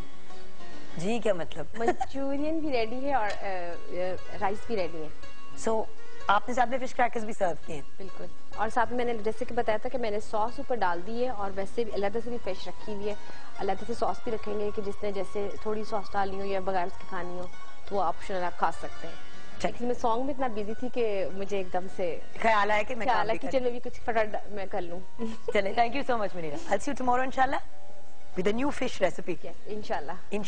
अच्छा सर, कुछ चीजें बहुत जरूरी हैं क्योंकि मुझे पता है ब्रेक में हम टीम की डिस्कशंस करते जा रहे थे और भूल गए कि ऑन एयर भी उनको मेंशन करना बहुत जरूरी है। तो टीम और कौन सी लोकेशंस में शूट किया? तो पहले तो यह है कि पीटीवी की एक ट्रेडिशन है कि हम कभी ना मेरी प्रोडक्शन, मेरा ड्रामा, मेरी डॉक्यूमेंट्री कभी नहीं कहते। हम कहते हैं हमारी।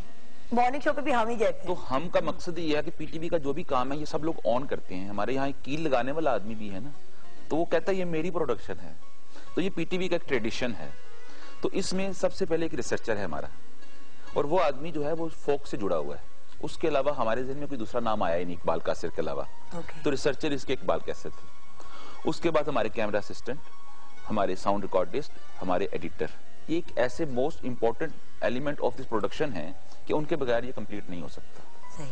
तो ये हमारी टीम थी जिसके बगैर ये नहीं कंप्लीट हो सकता था, कुछ भी नहीं काम हो सकता। और आपकी बड़ी आला कोरियोग्राफर भी हैं जो आल्सो मूनलाइट्स एज द डायरेक्टर। और अबव ऑल एक हमारे को प्रोड्यूसर हैं मुश्ताक साहब, उनका नाम जिक्र बहुत जरूरी है। और अब हम आते हैं कि हम सिंध में भी जाके हमने काम किया, हमने केपीके में जाके काम भी किया, हमने सराइकी बेल्ट में भी जाके काम किया। तो वहां सिंध से हमने एक टीम हमें दी उन्होंने, जिसमें मेरानी था, प्रोड्यूसर है कराची टीवी के, तो उन्होंने हमें एज ए को प्रोड्यूसर दिए।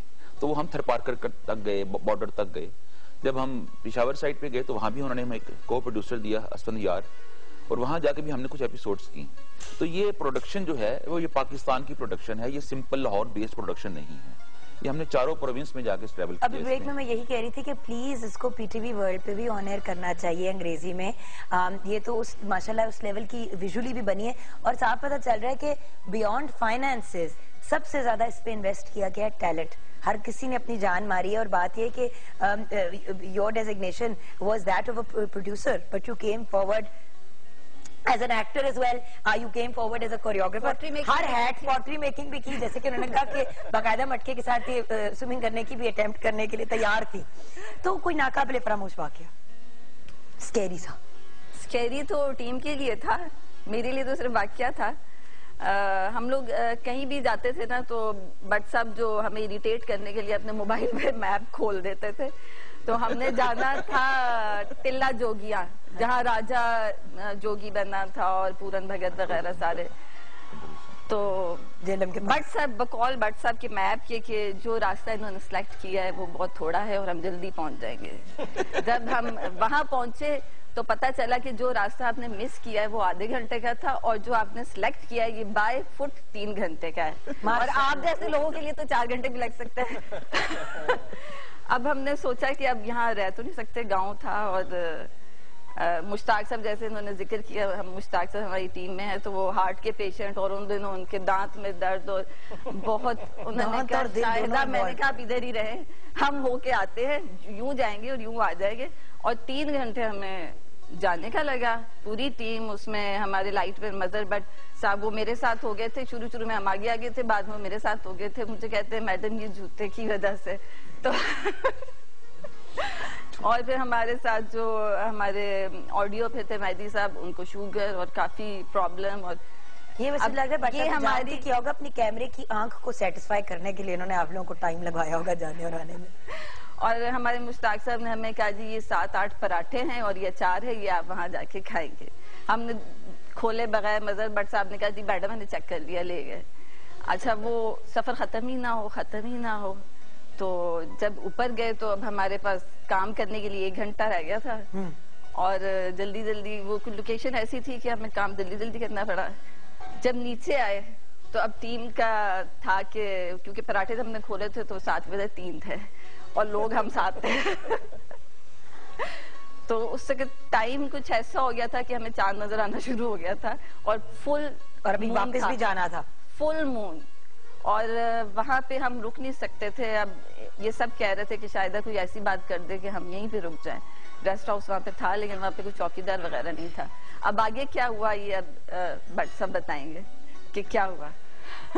बस मुख्तसर ये है कि हमने जब कंप्लीट कर लिया काम तो लोग, हमारी ख्वाहिश थी कि हम रात यहाँ रुक जाएं, तो इन्होंने कहा नहीं जी हमने रात चलना है क्योंकि ये तो डेंजरस जगह है, तो हम नीचे निकलते हैं। तो अब दिल में गुस्सा बढ़ा था इसके खिलाफ, लेकिन ये भाग गई वहां से। सबसे पहले आगे चलना शुरू हो गया। अब सारे रास्ते हम शायदा को दिल में जो बुरा भला कह रहे हैं और ट्रैवल करते जा रहे हैं। तो बहरहाल हम टाइम के ऊपर पहुंच गए, पहुंच ही गए पूरा 24 घंटे गुजार के, बिकॉज बिल्कुल वक्त खत्म हो गया। इन अ फ्यू वर्ड्स, प्रेम धरती क्यों कोई देखे सर? अपने अंदर से वो रोमांस ढूंढें जो आपके अंदर है, फैंटेसी लाएं अपनी लाइफ में। हम बहुत रियलिटी की तरफ चले गए हैं। हम जो दादियों से वो रजाई में बैठ के वो मूंगफली के आगे रख के कहानियां सुनते थे ना, और रात को एक परी हमें ख्वाब में आती थी, उस परी को ढूंढें अपने अंदर। मत भागें, रियलिटी की तरफ बहुत ज्यादा मत जाएं, फैंटेसी ख्वाब देखें, ख्वाब देखना शुरू करें। हो सकता है कि वो परी माशाल्लाह ऐसे शायदा की शेप में आपको प्रेम धरती में नजर भी आ जाए। अच्छा, लास्ट वर्ड कंपोजिशन इसकी JLE की है, तमाम programme. Well, thank you so much for joining us. It's been a pleasure. ऐसे प्रोग्राम्स की प्रॉब्लम ये होती है कि इतनी ज्यादा बातें होती हैं करने को कि वो पूरी कवर कभी भी नहीं हो पाती प्रोग्राम में, और हमने जान के नहीं कवर की ताकि आप खुद देखें और खुद अंडरस्टैंड करें और अपने अंदर का रोमांस जिंदा रखें। Thank you so much chef Munira, thank you, and to the wonderful team that is with us. And viewers, अपना ख्याल रखिएगा, अपने से ज्यादा दूसरों का, प्रेम धरती जरूर देखिएगा, और पाकिस्तान जिंदाबाद।